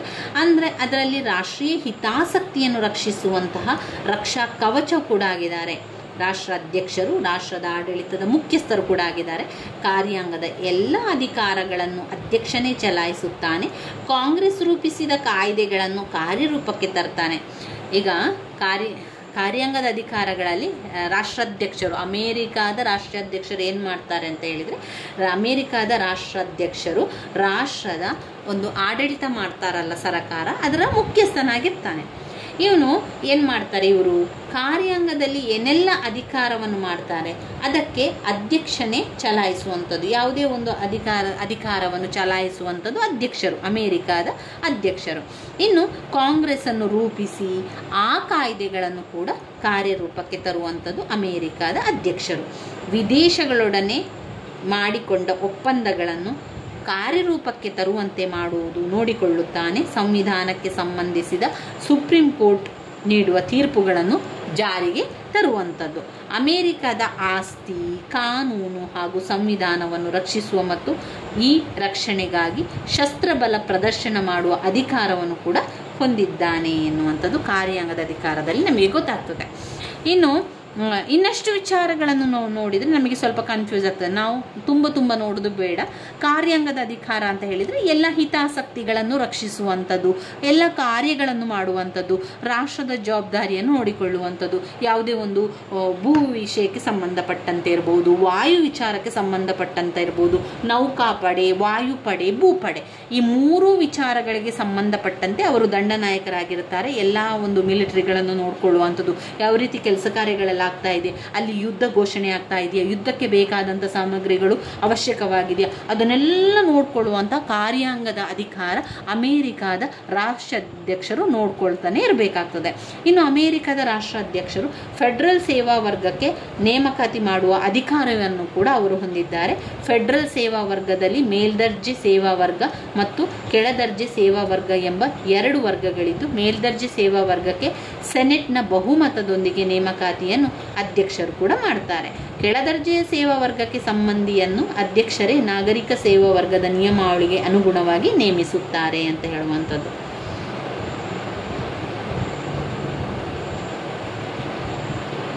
ಇನ್ನು ಕಾರ್ಯಾಂಗದ ಅಧಿಕಾರದಲ್ಲಿ ಹೇಳ್ತಾ ಇದ್ದಾರೆ, ಏನಾದರೂ ಒಂದು ಭ್ರಷ್ಟ ಕೆಲಸಗಳನ್ನು ಮಾಡಿದರೆ, ಅಂದರೆ ಭ್ರಷ್ಟಾಚಾರ ಅಂತ ಆದರೆ ಹಣವನ್ನು ತಗೊಂಡು ಎಲ್ಲ ಕೆಲಸವನ್ನು ಮಾಡುವಂಥದ್ದು, ಒಂದು ಭ್ರಷ್ಟಾಚಾರದಲ್ಲಿ ತೊಡಗಿದ್ರೆ, ಆದರೆ ಯಾವುದಾದ್ರೂ ಕ್ರಿಮಿನಲ್ನಲ್ಲಿ ಅವರು ಭಾಗಿಯಾಗಿದ್ದರೆ ಅಥವಾ ಯಾವುದೇ ಒಂದು ಅಪರಾಧವೆಸಗಿದ್ದೇ ಆದರೆ ಅಂತಹ ಸಿಬ್ಬಂದಿಗಳಿಗೆ ಏನು ಮಾಡಲಿಕ್ಕೆ ಅವರು ಮಾಡ್ತಾರೆ, ಅವರನ್ನೆಲ್ಲ ಕೂಡ ವಜಾ ಮಾಡ್ತಾರೆ. ಒಂದು ವೇಳೆ ಸರಕಾರಕ್ಕೆ ಸಂಬಂಧಪಟ್ಟಂತೆ ಕ್ರಿಮಿನಲ್ ಅಪರಾಧ ಮಾಡಿ, ಭ್ರಷ್ಟಾಚಾರವನ್ನು ಮಾಡಿ, ಅಧಿಕಾರ ದುರುಪಯೋಗ ಮಾಡಿದರೆ ಅವರೆಲ್ಲರನ್ನು ಕೂಡ ಈ ಒಂದು ಕೆಲಸದಿಂದ ತೆಗೆದುಹಾಕುವಂಥ ಅಧಿಕಾರ ಯಾವುದಕ್ಕಿದೆ? ರಾಷ್ಟ್ರಾಧ್ಯಕ್ಷರಿಗೆ, ಅಮೇರಿಕಾದ ರಾಷ್ಟ್ರಾಧ್ಯಕ್ಷರು ಮಾಡ್ತಾರೆ. ಇನ್ನು ಶಾಸಕಾಂಗದ ಅಧಿಕಾರಗಳು ಈ ಮಸೂದೆಗಳು ಕಾಂಗ್ರೆಸ್ನಿಂದ ಅಧ್ಯಕ್ಷರ ಸಹಿಗೆ ಬಂದಾಗ ಅದಕ್ಕೆ ಸಹಿ ಹಾಕಿದಲ್ಲಿ ಆ ಮಸೂದೆ ಶಾಸನ ಆಗ್ತದೆ. ಈಗ ಶಾಸಕಾಂಗದ ಅಧಿಕಾರ ಇದೆ ಅಂತ ಹೇಳ್ಕೊಳ್ಳಿ. ಒಂದು ಶಾಸನ ಮಾಡ್ತಾರೆ, ಎಲ್ಲ ಮಂತ್ರಿಗಳೆಲ್ಲ ಸೇರಿ ಒಂದು ಶಾಸನ ಮಾಡ್ತಾರೆ. ಆ ಒಂದು ಶಾಸನ ಅಂಗೀಕಾರ ಆಗಬೇಕು ಅಥವಾ ಒಂದು ಶಾಸನ, ಒಂದು ಮಸೂದೆ, ಮೊದಲಿಗೆ ಒಂದು ಮಸೂದೆಯನ್ನು ಹೇಳುವಂಥದ್ದು ಒಂದು ವಿಚಾರ, ಆ ಮಸೂದೆ ಶಾಸನ ಆಗಬೇಕು ಅಂತ ಆದರೆ ಆಗ ಅಮೇರಿಕಾದ ರಾಷ್ಟ್ರಾಧ್ಯಕ್ಷರ ಸಹಿ ಬೇಕು. ಅಮೇರಿಕಾದ ರಾಷ್ಟ್ರಾಧ್ಯಕ್ಷರ ಸಹಿ ಹಾಕಿದರೆ ಮಾತ್ರ ಆ ಒಂದು ಮಸೂದೆ ಶಾಸನ ಆಗ್ತದೆ, ಇಲ್ಲ ಅಂತಾದರೆ ಅದು ಆಗುವುದಿಲ್ಲ. ಅಧ್ಯಕ್ಷ ಮನಸ್ಸು ಮಾಡಿದರೆ ಮಾತ್ರ, ಮಸೂದೆಗಳಿಗೆ ಸಹಿ ಹಾಕಿದರೆ ಮಾತ್ರ ಆಗ ಆ ಮಸೂದೆ ಶಾಸನವಾಗಿ ಪರಿವರ್ತನೆಗೊಳ್ಳುತ್ತದೆ. ಒಂದು ವೇಳೆ ಸಹಿ ಹಾಕದಿದ್ದರೆ ಆಗ ಕಾಂಗ್ರೆಸ್ನ ಅಧಿವೇಶನ ನಡೆಯುವುದಿಲ್ಲ, ಅದು ಮುಂದೂಡಲ್ಪಟ್ಟಿದೆ ಎಂದು ಹೇಳುವಂಥದ್ದು ಇರುವಂಥದ್ದು. ಅಧ್ಯಕ್ಷರ ಪಾಕೆಟ್ ವೀಟೋ ಎಂದು ಕರೆಯಲಾಗುವಂಥದ್ದು. ಕಾಂಗ್ರೆಸ್ನಿಂದ ಅಧ್ಯಕ್ಷರಿಗೆ ಬಂದಂತಹ ಮಸೂದೆಗಳನ್ನು ತಿದ್ದುಪಡಿ ಮಾಡಬಹುದು, ತಿದ್ದುಪಡಿ ಮಾಡಿ ರಹಿತವಾಗಿ ವಾಪಸ್ ಅದನ್ನು ಕಳಿಸುವಂಥ ಅಧಿಕಾರ ಕೂಡ ಯಾರಿಗಿದೆ? ಅಮೇರಿಕಾದ ರಾಷ್ಟ್ರಾಧ್ಯಕ್ಷರಿಗೆ. ಅದೆಲ್ಲ ಕೆಲಸ ಕೂಡ ಇರುವಂಥದ್ದು. ಅನೇಕ ಸಂದರ್ಭದಲ್ಲಿ ಅಧ್ಯಕ್ಷರು ತಮ್ಮದೇ ಆದ ಸಂದೇಶಗಳನ್ನು ಕಳುಹಿಸಿಕೊಡ್ಬೋದು. ಅಧ್ಯಕ್ಷರು ಈ ಸಂದೇಶಗಳು ರಾಷ್ಟ್ರೀಯ ಅಂತಾರಾಷ್ಟ್ರೀಯ ವಿಷಯಗಳಿಗೆ ಸಂಬಂಧಿಸಿದಂಥದ್ದು ಕೂಡ ಆಗಿರ್ತದೆ. ಈ ರೀತಿಯ ಎಲ್ಲ ಕೆಲಸಗಳು ರಾಷ್ಟ್ರ ಅಧ್ಯಕ್ಷರಿಗೆ, ಅಮೇರಿಕಾದ ರಾಷ್ಟ್ರಾಧ್ಯಕ್ಷರಿಗಿದೆ. ಇನ್ನು ಹಣಕಾಸಿನ ಅಧಿಕಾರವನ್ನು ನೋಡಿದರೆ ಅಮೇರಿಕಾದ ರಾಷ್ಟ್ರಾಧ್ಯಕ್ಷರು ಕ್ಷಮದಾನ ನೀಡುವಂಥ ಅಧಿಕಾರ ಹೊಂದಿದ್ದಾರೆ. ಕ್ಷಮೆಯನ್ನು ಮಾಡ್ಬೋದು. ಒಂದು ವೇಳೆ ಜೈಲಿಗೆ ಹೋದಂತಹವರನ್ನು ಅಥವಾ ಯಾವುದೇ ಒಂದು ಶಿಕ್ಷೆಗೊಳಪಟ್ಟಿದ್ದವರಿಗೆ ಅವರು ಅಮೇರಿಕದ ರಾಷ್ಟ್ರಾಧ್ಯಕ್ಷರು ಕ್ಷಮದಾನ ಮಾಡಿ ಅವರನ್ನು ಬಿಡುಗಡೆ ಕೂಡ ಮಾಡಬಹುದು. ಆತ ಅಪರಾಧಗಳಿಗೆ ನ್ಯಾಯಾಂಗ ವಿಧಿಸಿರುವ ಶಿಕ್ಷೆಯನ್ನು ಕಡಿಮೆ ಮಾಡುವಂತಹ ಅಥವಾ ಅದನ್ನು ತೆಗೆದುಹಾಕುವಂತಹ ಅಥವಾ ಜೀವದಾನ ನೀಡುವಂತಹ ಅಧಿಕಾರ ಅಮೇರಿಕಾದ ರಾಷ್ಟ್ರಾಧ್ಯಕ್ಷರು ಹೊಂದಿದ್ದಾರೆ. ಆದರೆ ಮಹಾಭಿಯೋಗದ ಮೂಲಕ ಶಿಕ್ಷೆಗೆ ಗುರಿಯಾದ ವ್ಯಕ್ತಿಗೆ ಕ್ಷಮದಾನ ನೀಡುವಂತಹ ಅಧಿಕಾರವನ್ನು ಹೊಂದಿಲ್ಲ. ಈ ಒಂದು ಕ್ಷಮದಾನ ಅಧಿಕಾರವನ್ನು ಚಲಾಯಿಸುವಾಗ ಕಾಂಗ್ರೆಸ್ ಅಥವಾ ನ್ಯಾಯಾಂಗದ ಸಲಹೆ ಅಥವಾ ಒಪ್ಪಿಗೆ ಅಥವಾ ಸಹಮತ ಪಡೆಯಬೇಕಾಗಿಲ್ಲ. ಹಾಗೂ ಅಧ್ಯಕ್ಷನು ಸೆನೆಟ್ನ ಒಪ್ಪಿಗೆ ಮೇರೆಗೆ ಸುಪ್ರೀಂ ಕೋರ್ಟ್ನ ಮುಖ್ಯ ನ್ಯಾಯಾಧೀಶರನ್ನು ಮತ್ತು ಫೆಡರಲ್ ಕೋರ್ಟಿಗೆ ನ್ಯಾಯಾಧೀಶರನ್ನು ನೇಮಕ ಮಾಡುವ ಅಧಿಕಾರವನ್ನು ಹೊಂದಿದ್ದಾರೆ. ಇದು ಕಾರ್ಯಾಂಗದ ಅಧಿಕಾರ, ಶಾಸಕಾಂಗದ ಅಧಿಕಾರ, ಹಣಕಾಸಿನ ಅಧಿಕಾರ. ಇದು ರಾಷ್ಟ್ರಾಧ್ಯಕ್ಷರ ಅಧಿಕಾರ ಮತ್ತು ಕಾರ್ಯಗಳಲ್ಲಿ ಬರುವಂಥದ್ದು. ಇನ್ನು ಮೂಲದಿಂದ ಅಧಿಕಾರ ಆಗಿರುವಂಥದ್ದು ಸಂವಿಧಾನ, ಸುಪ್ರೀಂ ಕೋರ್ಟಿನ ತೀರ್ಪುಗಳು, ಸುಪ್ರೀಂ ಕೋರ್ಟಿನ ತೀರ್ಪುಗಳು, ಕಾಂಗ್ರೆಸ್ನ ಶಾಸನಗಳು, ಸಂಪ್ರದಾಯಗಳು, ತುರ್ತು ಪರಿಸ್ಥಿತಿ. ಕಾಂಗ್ರೆಸ್ನ ಶಾಸನಗಳು, ಸಂಪ್ರದಾಯಗಳು, ತುರ್ತು ಪರಿಸ್ಥಿತಿ ಇರುವಂಥದ್ದು. ಇನ್ನು ಅದರ ಚುನಾವಣೆಯಲ್ಲಿ ಯಾವುದೆಲ್ಲ ಅರ್ಹತೆ ಅಂತ ಬರೆದ್ರೆ ಆಯಿತು. ಇವಿಷ್ಟು ವಿಚಾರಗಳು ಅಮೇರಿಕಾದ ಒಂದು ರಾಷ್ಟ್ರಾಧ್ಯಕ್ಷರ ಚುನಾವಣೆ ಅಧಿಕಾರ ಕಾರ್ಯಗಳಲ್ಲಿ ಬರುವಂಥದ್ದು. ಇನ್ನು ಬರುವಂತಹ ಮುಖ್ಯವಾದ 15 ಅಂಕದ ಪ್ರಶ್ನೆಯನ್ನು ನೋಡುವ. ಸ್ವಿಸ್ನ ನ್ಯಾಯಾಂಗದ ರಚನೆ, ಅಧಿಕಾರ ಮತ್ತು ಕಾರ್ಯಗಳು. ರಚನೆ, ಅಧಿಕಾರ ಮತ್ತು ಕಾರ್ಯಗಳು 15 ಅಂಕಕ್ಕೆ ಕೇಳಿದ್ದಾರೆ. ಪುಟ ಸಂಖ್ಯೆ 111ರಲ್ಲಿದೆ ನೋಡಿ. ಪುಟ ಸಂಖ್ಯೆ 111ರಲ್ಲಿ ಸ್ವಿಸ್ ನ್ಯಾಯಾಂಗದ ರಚನೆ, ಅಧಿಕಾರ, ಕಾರ್ಯಗಳು. ಇಲ್ಲಿ ನಾವು 15 ಅಂಕದ ಪ್ರಶ್ನೆಯನ್ನಷ್ಟೇ ನೋಡ್ಕೊಳ್ತಾ ಇದ್ದೇವೆ. ತುಂಬಾ ಇಂಪಾರ್ಟೆಂಟ್ ಆಗಿರುವಂತಹ ಪ್ರಶ್ನೆಗಳು ಇವೆಲ್ಲ. ಮೊದಲಿಗೆ ಇಲ್ಲಿ ಸ್ವಿಸ್ ಅಂದರೆ ಸ್ವಿಟ್ಜರ್ಲ್ಯಾಂಡಿನ ರಚನೆ. ಸ್ವಿಸ್ನ ನ್ಯಾಯಾಂಗದ ಅಂದರೆ ಇಲ್ಲಿ ಸ್ವಿಸ್ನ ಜುಡಿಷಿಯರಿಯನ್ನು, ನ್ಯಾಯಾಂಗದ ರಚನೆ, ಅಧಿಕಾರ, ಕಾರ್ಯಗಳು. ನ್ಯಾಯಾಂಗದ ಬಗ್ಗೆ ಕೇಳಿದ್ದಾರೆ. ನ್ಯಾಯಾಲಯದ ರಚನೆ ಮತ್ತು ಅಧಿಕಾರ ಮತ್ತು ಕಾರ್ಯಗಳೇನು ಅಂತ ಕೇಳಿದ್ದಾರೆ. ಮೊದಲಿಗೆ ನಾವು ರಚನೆಯ ಬಗ್ಗೆ ತಿಳಿತಾ ಹೋಗುವ. ಹೇಗೆ ಅದನ್ನು ರಚನೆ ಮಾಡುವಂಥದ್ದು? ಫೆಡರಲ್ ನ್ಯಾಯಾಲಯದ ಸ್ಥಾಪನೆಗೆ ಸ್ವಿಸ್ ಸಂವಿಧಾನವು ಅವಕಾಶವನ್ನು ನೀಡಿದೆ. 1874ರ ಸಂವಿಧಾನವು ಫೆಡರಲ್ ನ್ಯಾಯಾಲಯಕ್ಕೆ ಹೆಚ್ಚಿನ ಅಧಿಕಾರ ನೀಡಿ ಪ್ರಮುಖ ಸ್ಥಾನಮಾನ ಕೂಡ ನೀಡಿದೆ. ಅಂದರೆ ಸ್ವಿಟ್ಜರ್ಲ್ಯಾಂಡ್ನ ನ್ಯಾಯಾಲಯವನ್ನು ರಚನೆ ಮಾಡಲಿಕ್ಕೆ ಸಂವಿಧಾನ ಸಂಪೂರ್ಣವಾಗಿ ಒಪ್ಪಿಗೆಯನ್ನು ಕೊಟ್ಟಿದೆ. ಆ ಒಂದು ಒಪ್ಪಿಗೆ ಜೊತೆಗೆ ಅಧಿಕಾರವನ್ನು ಕೂಡ ಕೊಟ್ಟಿದೆ. ಅದಕ್ಕೆ ನ್ಯಾಯಾಲಯವನ್ನು ಸ್ಥಾಪನೆ ಮಾಡಲಿಕ್ಕೆ ಅಥವಾ ನ್ಯಾಯಾಲಯವನ್ನು ರಚನೆ ಮಾಡಲಿಕ್ಕೆ ಅವಕಾಶವನ್ನು ಕೊಟ್ಟಿದೆ. ಮತ್ತು ಹಾಗೆ ಕೆಲವೊಂದು ವಿಶೇಷ ಕಾಯ್ದೆಗಳ ಪ್ರಕಾರ ಮಾಡಲಿಕ್ಕೆ ಅದು ಹೇಳ್ತದೆ. ಸ್ವಿಟ್ಜರ್ಲ್ಯಾಂಡ್ನ ಸಂವಿಧಾನದ ವಿಧಿ 10ನೆಯ ವಿಧಿ ಇದೆಯಲ್ಲ, ಸ್ವಿಟ್ಜರ್ಲ್ಯಾಂಡ್ನ ನ್ಯಾಯಾಂಗದ ರಚನೆ ಮಾಡಲಿಕ್ಕೆ ಸಂವಿಧಾನವು ಒಪ್ಪಿಗೆಯನ್ನು ಕೊಟ್ಟಿರುವಂಥದ್ದು. ಫೆಡರಲ್ ನ್ಯಾಯಾಲಯದ ನ್ಯಾಯಾಧೀಶರ ಸಂಖ್ಯೆ, ಅವರ ಅಧಿಕಾರಾವಧಿ, ಅವರ ವೇತನ ಬಗ್ಗೆ ಸ್ವಿಟ್ಜರ್ಲೆಂಡ್ ಸಂವಿಧಾನದಲ್ಲಿ ಉಲ್ಲೇಖನಗಳಿರುವುದಿಲ್ಲ. ಆದರೆ ನ್ಯಾಯಾಧೀಶರ ಸಂಖ್ಯೆ, ಅಧಿಕಾರದ ಅವಧಿ, ಅವರ ವೇತನ ಫೆಡರಲ್ ಕಾಯ್ದೆಯ ಮೂಲಕ ನಿರ್ಧರಿಸಬೇಕೆಂದು ಸ್ವಿಟ್ಜರ್ಲೆಂಡ್ನ ಸಂವಿಧಾನ ವಿಧಿ 107 ಸೂಚಿಸುತ್ತದೆ. ಅಂದರೆ ಈಗ ಸ್ವಿಟ್ಜರ್ಲೆಂಡ್ನ ನ್ಯಾಯಾಲಯವನ್ನು ರಚನೆ ಮಾಡಬೇಕು ಅಂತ ಸಂವಿಧಾನವು ಅವಕಾಶ ಕೊಟ್ಟಿದೆ. ಆ ಒಂದು ಅಧಿಕಾರ ಕೂಡ ಅದಕ್ಕೆ ಕೊಟ್ಟಿದೆ. ನೀವು ನ್ಯಾಯಾಲಯವನ್ನು, ಸ್ವಿಟ್ಜರ್ಲೆಂಡ್ ನ್ಯಾಯಾಲಯವನ್ನು ನೀವು ರಚನೆ ಮಾಡ್ಬೋದು ಅಂತ ಹೇಳಿದೆ. ಹಾಗೆ ಸಂವಿಧಾನದ 10ನೇ ವಿಧಿಯಲ್ಲಿ ಫೆಡರಲ್ ನ್ಯಾಯಾಲಯ ಅಂದರೆ ಸ್ವಿಟ್ಜರ್ಲೆಂಡ್ನ ನ್ಯಾಯಾಲಯವನ್ನು ರಚನೆ ಮಾಡಲಿಕ್ಕೆ ಸೂಚನೆಯನ್ನು ಕೊಟ್ಟಿದೆ. ಆದರೆ ಆ ನ್ಯಾಯಾಲಯದ ನ್ಯಾಯಾಧೀಶರು ಎಷ್ಟಿರಬೇಕು, ನ್ಯಾಯಾಧೀಶರ ಅಧಿಕಾರದ ಅವಧಿ ಎಷ್ಟಿರಬೇಕು, ನ್ಯಾಯಾಧೀಶರಿಗೆ ಎಷ್ಟು ವೇತನವನ್ನು ಕೊಡಬೇಕು ಎಂದು ಸ್ವಿಟ್ಜರ್ಲೆಂಡ್ನ ಸಂವಿಧಾನದಲ್ಲಿ ಎಲ್ಲೂ ಕೂಡ ಉಲ್ಲೇಖ ಇಲ್ಲ. ಆದರೆ ನ್ಯಾಯಾಧೀಶರ ಸಂಖ್ಯೆ ಎಷ್ಟು ಬೇಕು, ಅವರ ಒಂದು ಅಧಿಕಾರದ ಅವಧಿ ಎಷ್ಟು ಬೇಕು, ಅವರ ವೇತನ ಎಷ್ಟು ಬೇಕು, ಎಲ್ಲದರ ಒಂದು ನಿರ್ಧರಿಸಬೇಕು ಅಂತ ಸ್ವಿಟ್ಜರ್ಲೆಂಡ್ನಲ್ಲಿ ಸಂವಿಧಾನದ 107ರ ವಿಧಿಯಲ್ಲಿ ಸಂಪೂರ್ಣವಾಗಿ ಕೊಟ್ಟಿದ್ದಾರೆ. ಇನ್ನು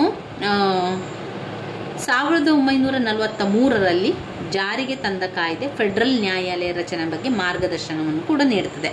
ಆಮೇಲೆ ಬಂದಂಥ ಕಾಯ್ದೆ, ಈಗ ಸ್ವಿಟ್ಜರ್ಲೆಂಡ್ನ ಸಂವಿಧಾನದ ನಂತರ ಒಂದು ಕಾಯ್ದೆ ಆ್ಯಕ್ಟ್ಗಳೆಲ್ಲ ಬರ್ತದಲ್ವ, ಅದರಲ್ಲಿ ಸಂವಿಧಾನ ಈಗ ಸ್ವಿಟ್ಜರ್ಲೆಂಡ್ನ ನ್ಯಾಯಾಲಯವನ್ನು ರಚನೆ ಮಾಡುವುದರ ಬಗ್ಗೆ ಮಾರ್ಗದರ್ಶನವನ್ನು ಕೂಡ ನೀಡುತ್ತದೆ. ಆ ಒಂದು ಮಾರ್ಗದರ್ಶನದ ಪ್ರಕಾರ ನ್ಯಾಯಾಧೀಶರ ಸಂಖ್ಯೆ 26ರಿಂದ 28 ಒಳಗೆ ಇರಬೇಕು ಅಂತ ಹೇಳಿದರು. 1943ರಲ್ಲಿ ಒಂದು ವಿಶೇಷವಾದ ಕಾಯ್ದೆ ಜಾರಿಗೆ ಬರ್ತದೆ. ಆ ವಿಶೇಷ ಕಾಯ್ದೆಯ ಪ್ರಕಾರ ಫೆಡರಲ್ ನ್ಯಾಯಾಲಯ ಅಂದರೆ ಸ್ವಿಟ್ಜರ್ಲೆಂಡ್ನ ನ್ಯಾಯಾಲಯದ ನ್ಯಾಯಾಧೀಶರು ಎಷ್ಟಿರಬೇಕು, 26ರಿಂದ 28 ಇರಬೇಕು ಸಂಖ್ಯೆ.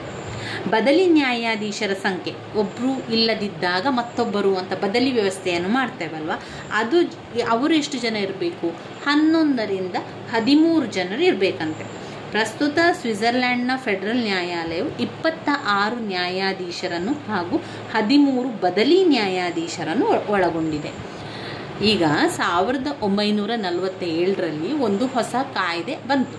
ಆ ಹೊಸ ಕಾಯ್ದೆಯಲ್ಲಿ ಏನು ಹೇಳಿದರು ಅಂತ ಹೇಳಿದರೆ, ಸ್ವಿಟ್ಜರ್ಲೆಂಡ್ನ ನ್ಯಾಯಾಲಯದ ರಚನೆ ಮಾಡಬೇಕು, ಆ ರಚನೆ ಮಾಡುವುದರ ಬಗ್ಗೆ ಅವರು ಮಾರ್ಗದರ್ಶನವನ್ನು ಕೊಟ್ಟಿದ್ದಾರೆ.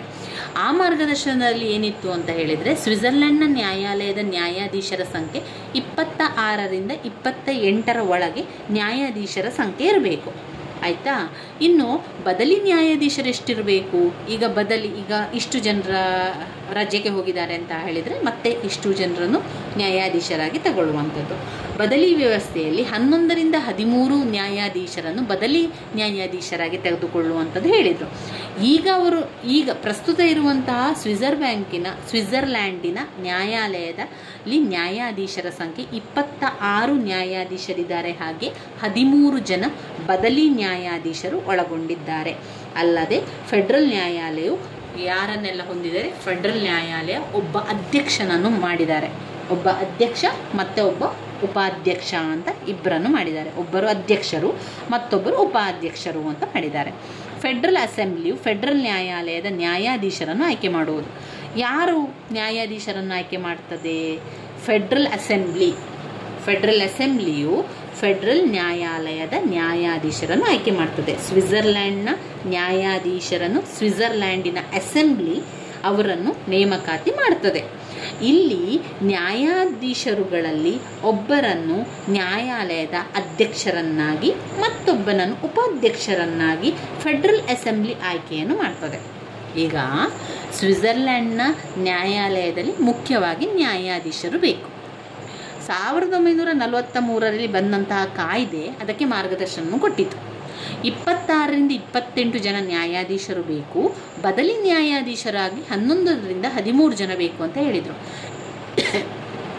ನಂತರ ಪ್ರಸ್ತುತವಾಗಿ ಆ ನ್ಯಾಯಾಲಯದಲ್ಲಿ 26 ನ್ಯಾಯಾಧೀಶರಿದ್ದಾರೆ, ಹಾಗೆ 13 ಜನ ಬದಲಿ ನ್ಯಾಯಾಧೀಶರಿದ್ದಾರೆ. ಈ ಒಂದು ನ್ಯಾಯಾಲಯಕ್ಕೆ ಅಂದರೆ ಸ್ವಿಟ್ಜರ್ಲೆಂಡ್ನ ನ್ಯಾಯಾಲಯಕ್ಕೆ ಒಬ್ಬ ಅಧ್ಯಕ್ಷರು ಬೇಕು, ಒಬ್ಬ ಉಪಾಧ್ಯಕ್ಷರು ಬೇಕು. ಯಾರವರು? ಅವರು ನ್ಯಾಯಾಧೀಶರೇ ಅಧ್ಯಕ್ಷರು ಮತ್ತು ಉಪಾಧ್ಯಕ್ಷರು. ಈಗ ಫೆಡರಲ್ ಅಸೆಂಬ್ಲಿ ನ್ಯಾಯಾಧೀಶರನ್ನು ಆಯ್ಕೆ ಮಾಡ್ತದೆ. ನ್ಯಾಯಾಧೀಶರನ್ನು ಯಾರು ಆಯ್ಕೆ ಮಾಡೋದು? 26 ನ್ಯಾಯಾಧೀಶರು ಮತ್ತು 13 ಬದಲಿ ನ್ಯಾಯಾಧೀಶರು ಬೇಕು. ಯಾರು ಆಯ್ಕೆ ಮಾಡ್ತಾರೆ ಇವರನ್ನೆಲ್ಲ? ಇವರನ್ನೆಲ್ಲ ಆಯ್ಕೆ ಮಾಡುವಂಥದ್ದು ಆ ಒಂದು ಸ್ವಿಟ್ಜರ್ಲ್ಯಾಂಡಿನ ಅಸೆಂಬ್ಲಿ, ಆಯಿತಾ. ಫೆಡ್ರಲ್ ಅಸೆಂಬ್ಲಿಯೇ ನ್ಯಾಯಾಧೀಶರನ್ನು ಆಯ್ಕೆ ಮಾಡ್ತದೆ. ಆ 26 ನ್ಯಾಯಾಧೀಶರು 13 ಬದಲಿ ನ್ಯಾಯಾಧೀಶರನ್ನು ಆಯ್ಕೆ ಮಾಡ್ತದಲ್ವಾ, ಅದರಲ್ಲೇ ಒಬ್ಬನನ್ನು ಅಧ್ಯಕ್ಷರನ್ನಾಗಿ ಮಾಡ್ತದೆ, ಒಬ್ಬನನ್ನು ಉಪಾಧ್ಯಕ್ಷರನ್ನಾಗಿ ಮಾಡ್ತದೆ.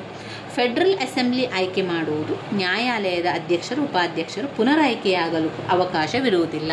ಅಲ್ಲಿ ಒಮ್ಮೆ ಅಧ್ಯಕ್ಷರು ಮತ್ತು ಉಪಾಧ್ಯಕ್ಷರು ಅಂತ ನೇಮಕ ಮಾಡಿದ ನಂತರ ಮತ್ತೊಮ್ಮೆ ಪುನರಾಯ್ಕೆ ಆಗುವುದಿಲ್ಲ ಅಂತ ಹೇಳ್ತಾ ಇದ್ದಾರೆ. ಇನ್ನು ನಮಗೆ ಫೆಡ್ರಲ್ ನ್ಯಾಯಾಲಯದ ನ್ಯಾಯಾಧೀಶರನ್ನು ಆಯ್ಕೆ ಮಾಡುವಾಗ ಏನೆಲ್ಲ ಯೋಚನೆ ಮಾಡ್ತಾರೆ ಅವರು? ಏನೆಲ್ಲ ಯೋಚನೆ ಮಾಡ್ತಾರೆ ಅಂದರೆ, ಜರ್ಮನ್, ಫ್ರೆಂಚ್, ಇಟಲಿಯ ಭಾಷೆಯಾಡುವ ಜನಾಂಗದವರಿಗೆ ಪ್ರಾಶಸ್ತ್ಯತೆಯನ್ನು ನೀಡಬೇಕು. ಈಗ ಸ್ವಿಟ್ಜರ್ಲ್ಯಾಂಡಿನ ನ್ಯಾಯಾಧೀಶರನ್ನು ಆಯ್ಕೆ ಮಾಡ್ತಾ ಇದ್ದಾರೆ ಅಂತ ಹೇಳಿದರೆ ಅವರಿಗೆ ಜರ್ಮನ್ ಭಾಷೆ ಗೊತ್ತಿರಬೇಕು, ಫ್ರೆಂಚ್ ಭಾಷೆ ಗೊತ್ತಿರಬೇಕು, ಇಟಲಿಯ ಭಾಷೆಯನ್ನಾಡುವಂಥ ಜನಾಂಗದವರಿಗೆ ಪ್ರಾಶಸ್ತ್ಯತೆಯನ್ನು ಕೊಡುವುದು. ಪ್ರಮುಖ ಧರ್ಮದವರಿಗೆ ಹಾಗೂ ಪ್ರಮುಖ ರಾಜಕೀಯ ಪಕ್ಷದವರಿಗೂ ಉತ್ತಮ ರೀತಿಯಲ್ಲಿ ಪ್ರಾತಿನಿಧ್ಯ, ಅಲ್ಲಿರುವಂತಹ ಪ್ರಮುಖ ಧರ್ಮದವರಿಗೆ ಹಾಗೆ ಅಲ್ಲಿರುವಂತಹ ಪ್ರಮುಖ ರಾಜಕೀಯ ಪಕ್ಷದವರಿಗೂ ಕೂಡ ಆಯ್ಕೆ ಪ್ರಾತಿನಿಧ್ಯತೆಯನ್ನು ಕೊಡುವಂಥದ್ದು. ಇನ್ನು ಈ ಒಂದು ನ್ಯಾಯಾಧೀಶರು ಎಷ್ಟು ವರ್ಷಗಳ ಕಾಲ ನ್ಯಾಯಾಧೀಶರಾಗಿರ್ತಾರೆ? 26 ನ್ಯಾಯಾಧೀಶರು, 13 ಬದಲಿ ನ್ಯಾಯಾಧೀಶರೆಲ್ಲ ಇರ್ತಾರಲ್ವ, ಇವರಿಗೆ ಎಷ್ಟು ವರ್ಷ ನ್ಯಾಯಾಧೀಶರಾಗಿ ಕೆಲಸ ಸಿಗ್ತದೆ? ಅಲ್ಲಿ 6 ವರ್ಷದ ತನಕ ಅವರೇ ನ್ಯಾಯಾಧೀಶರಾಗಿ ಮುಂದುವರಿಕೊಂಡು ಹೋಗ್ತಾರೆ. ಒಂದು ವೇಳೆ ಆ ನ್ಯಾಯಾಧೀಶರು ಅವರಿಗೆ ಇಷ್ಟ ಇಲ್ಲ ಅಂತ ಹೇಳಿದರೆ ಸ್ವ ಇಚ್ಛೆಯಿಂದ ಅವರು ಅದರಿಂದ ಹೊರ ಬರ್ಬೋದು, ಅಂದರೆ ರಾಜೀನಾಮೆಯನ್ನು ಪಡ್ಕೊಳ್ಬೋದು, ಅಥವಾ ಏನಾದರೂ ಅವರು ತಪ್ಪುಗಳು ಮಾಡಿದರೆ ಅವರನ್ನು ಕೆಲಸದಿಂದ ಕೂಡ ತೆಗೆದು ಹಾಕುವಂಥ ಅಧಿಕಾರ ಇದೆ. ನ್ಯಾಯಾಧೀಶರಿಗೆ ಒಂದು ನಿವೃತ್ತಿ ವಯಸ್ಸು ನಿಗದಿಪಡಿಸದಿದ್ದರೂ ಅವರು 70 ವರ್ಷದ ತನಕ ಸೇವೆಯಲ್ಲಿರ್ಬೋದು. 70 ವರ್ಷ ವಯಸ್ಸಿನಲ್ಲಿ ನಿವೃತ್ತಿಯನ್ನು ಹೊಂದಬಹುದು. ಅವರು ಎಷ್ಟು ವರ್ಷ ಕೂಡ ಇರ್ಬೋದು, ಅವರಿಗೆ ಸೇವಾ ನಿವೃತ್ತಿ ಅಂತ ಇಲ್ಲ, ಸಾಧಾರಣ 70 ವರ್ಷದ ತನಕ ಕೆಲಸವನ್ನು ಮಾಡ್ತಾ ಇರ್ತಾರೆ. ಈ ರೀತಿಯಾಗಿ ನ್ಯಾಯಾಧೀಶರ ರಚನೆ ಆಗುವಂಥದ್ದು. ಇದರಲ್ಲಿ ನ್ಯಾಯಾಧೀಶರಿಗೆ ಜರ್ಮನ್, ಫ್ರೆಂಚ್, ಇಟಲಿ ಭಾಷೆ ಇರಬೇಕು. ಹಾಗೆ ಪ್ರಮುಖ ಧರ್ಮದವರಿಗೆ ಮತ್ತು ರಾಜಕೀಯ ಪಕ್ಷದವರಿಗೆ ಅವಕಾಶವನ್ನು ಕೊಡಲಾಗುವಂಥದ್ದು.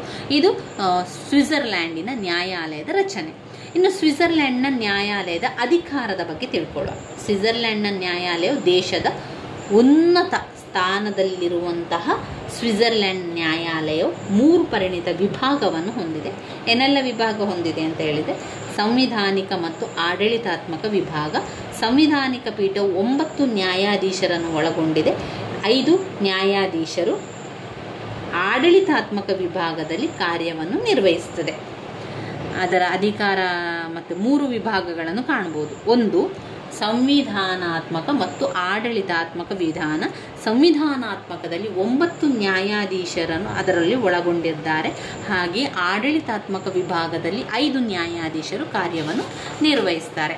ಕಾರ್ಯದ ಬಗ್ಗೆ ಹೇಳುವಂಥದ್ದು ಕ್ರಿಮಿನಲ್ ಮೇಲ್ಮನವಿ ವಿಭಾಗ. ಈ ವಿಭಾಗವು 5 ನ್ಯಾಯಾಧೀಶರನ್ನು ಒಳಗೊಂಡಿದೆ. 2 ಸಿವಿಲ್ ಮೊಕದ್ದಮೆಗಳ ವಿಭಾಗ. ಪ್ರತಿಯೊಂದು ವಿಭಾಗವು 6 ನ್ಯಾಯಾಧೀಶರುಗಳನ್ನು ಒಳಗೊಂಡಿದೆ. ಇದರಲ್ಲಿ ಕ್ರಿಮಿನಲ್ ಮೇಲ್ಮನವಿ ವಿಭಾಗ ಅಂತ ಇರ್ತದೆ. ಕ್ರಿಮಿನಲ್ ಇರುವಂಥದ್ದು. ಸಿವಿಲ್ ಇರುವಂಥದ್ದು 2 ಸಿವಿಲ್ ಮೊಕದ್ದಮೆಗಳ ವಿಭಾಗ ಇರ್ತದೆ. ಸಿವಿಲ್ ಮೊಕದ್ದಮೆಗಳ ವಿಭಾಗ 2. ಕ್ರಿಮಿನಲ್ ಇರುವಂಥದ್ದು ಒಂದೇ. ಕ್ರಿಮಿನಲ್ ಇರುವಂತಹ ಒಂದೇ ಮೊಕದ್ದಮೆ ವಿಭಾಗಕ್ಕೆ 5 ಜನ ನ್ಯಾಯಾಧೀಶರನ್ನು ನೇಮಕ ಮಾಡಿದ್ದಾರೆ. ಯಾವುದು? ಕ್ರಿಮಿನಲ್ ಮೊಕದ್ದಮೆ ಇರುವಂಥದ್ದು ಒಂದೇ, ಅದಕ್ಕೆ 5 ಜನ ನ್ಯಾಯಾಧೀಶರು.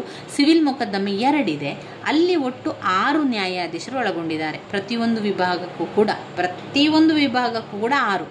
2 ಸಿವಿಲ್ ಮೊಕದ್ದಮೆಗಳ ವಿಭಾಗ, ಪ್ರತಿಯೊಂದು ವಿಭಾಗಕ್ಕೂ ಕೂಡ 6 ನ್ಯಾಯಾಧೀಶರು ಒಳಗೊಂಡಿರ್ತಾರೆ. ಇನ್ನು ನಮಗೆ ಗೊತ್ತಾಗಿರಬೇಕಾಗಿರುವಂಥದ್ದು ಇವಿಷ್ಟು ಕಾರ್ಯಗಳನ್ನು ನಾವು ನೋಡಿದರೆ ಸ್ವಿಟ್ಜರ್ಲ್ಯಾಂಡಿನ ಅಧಿಕಾರಗಳನ್ನು ನೋಡುವ. ಏನೆಲ್ಲ ಅಧಿಕಾರ ಸ್ವಿಟ್ಜರ್ಲ್ಯಾಂಡಿಗೆ ಇದೆ? ಒಂದು ಸಂವಿಧಾನಿಕ ಅಧಿಕಾರ, 2 ಆಡಳಿತಾತ್ಮಕ ಅಧಿಕಾರ,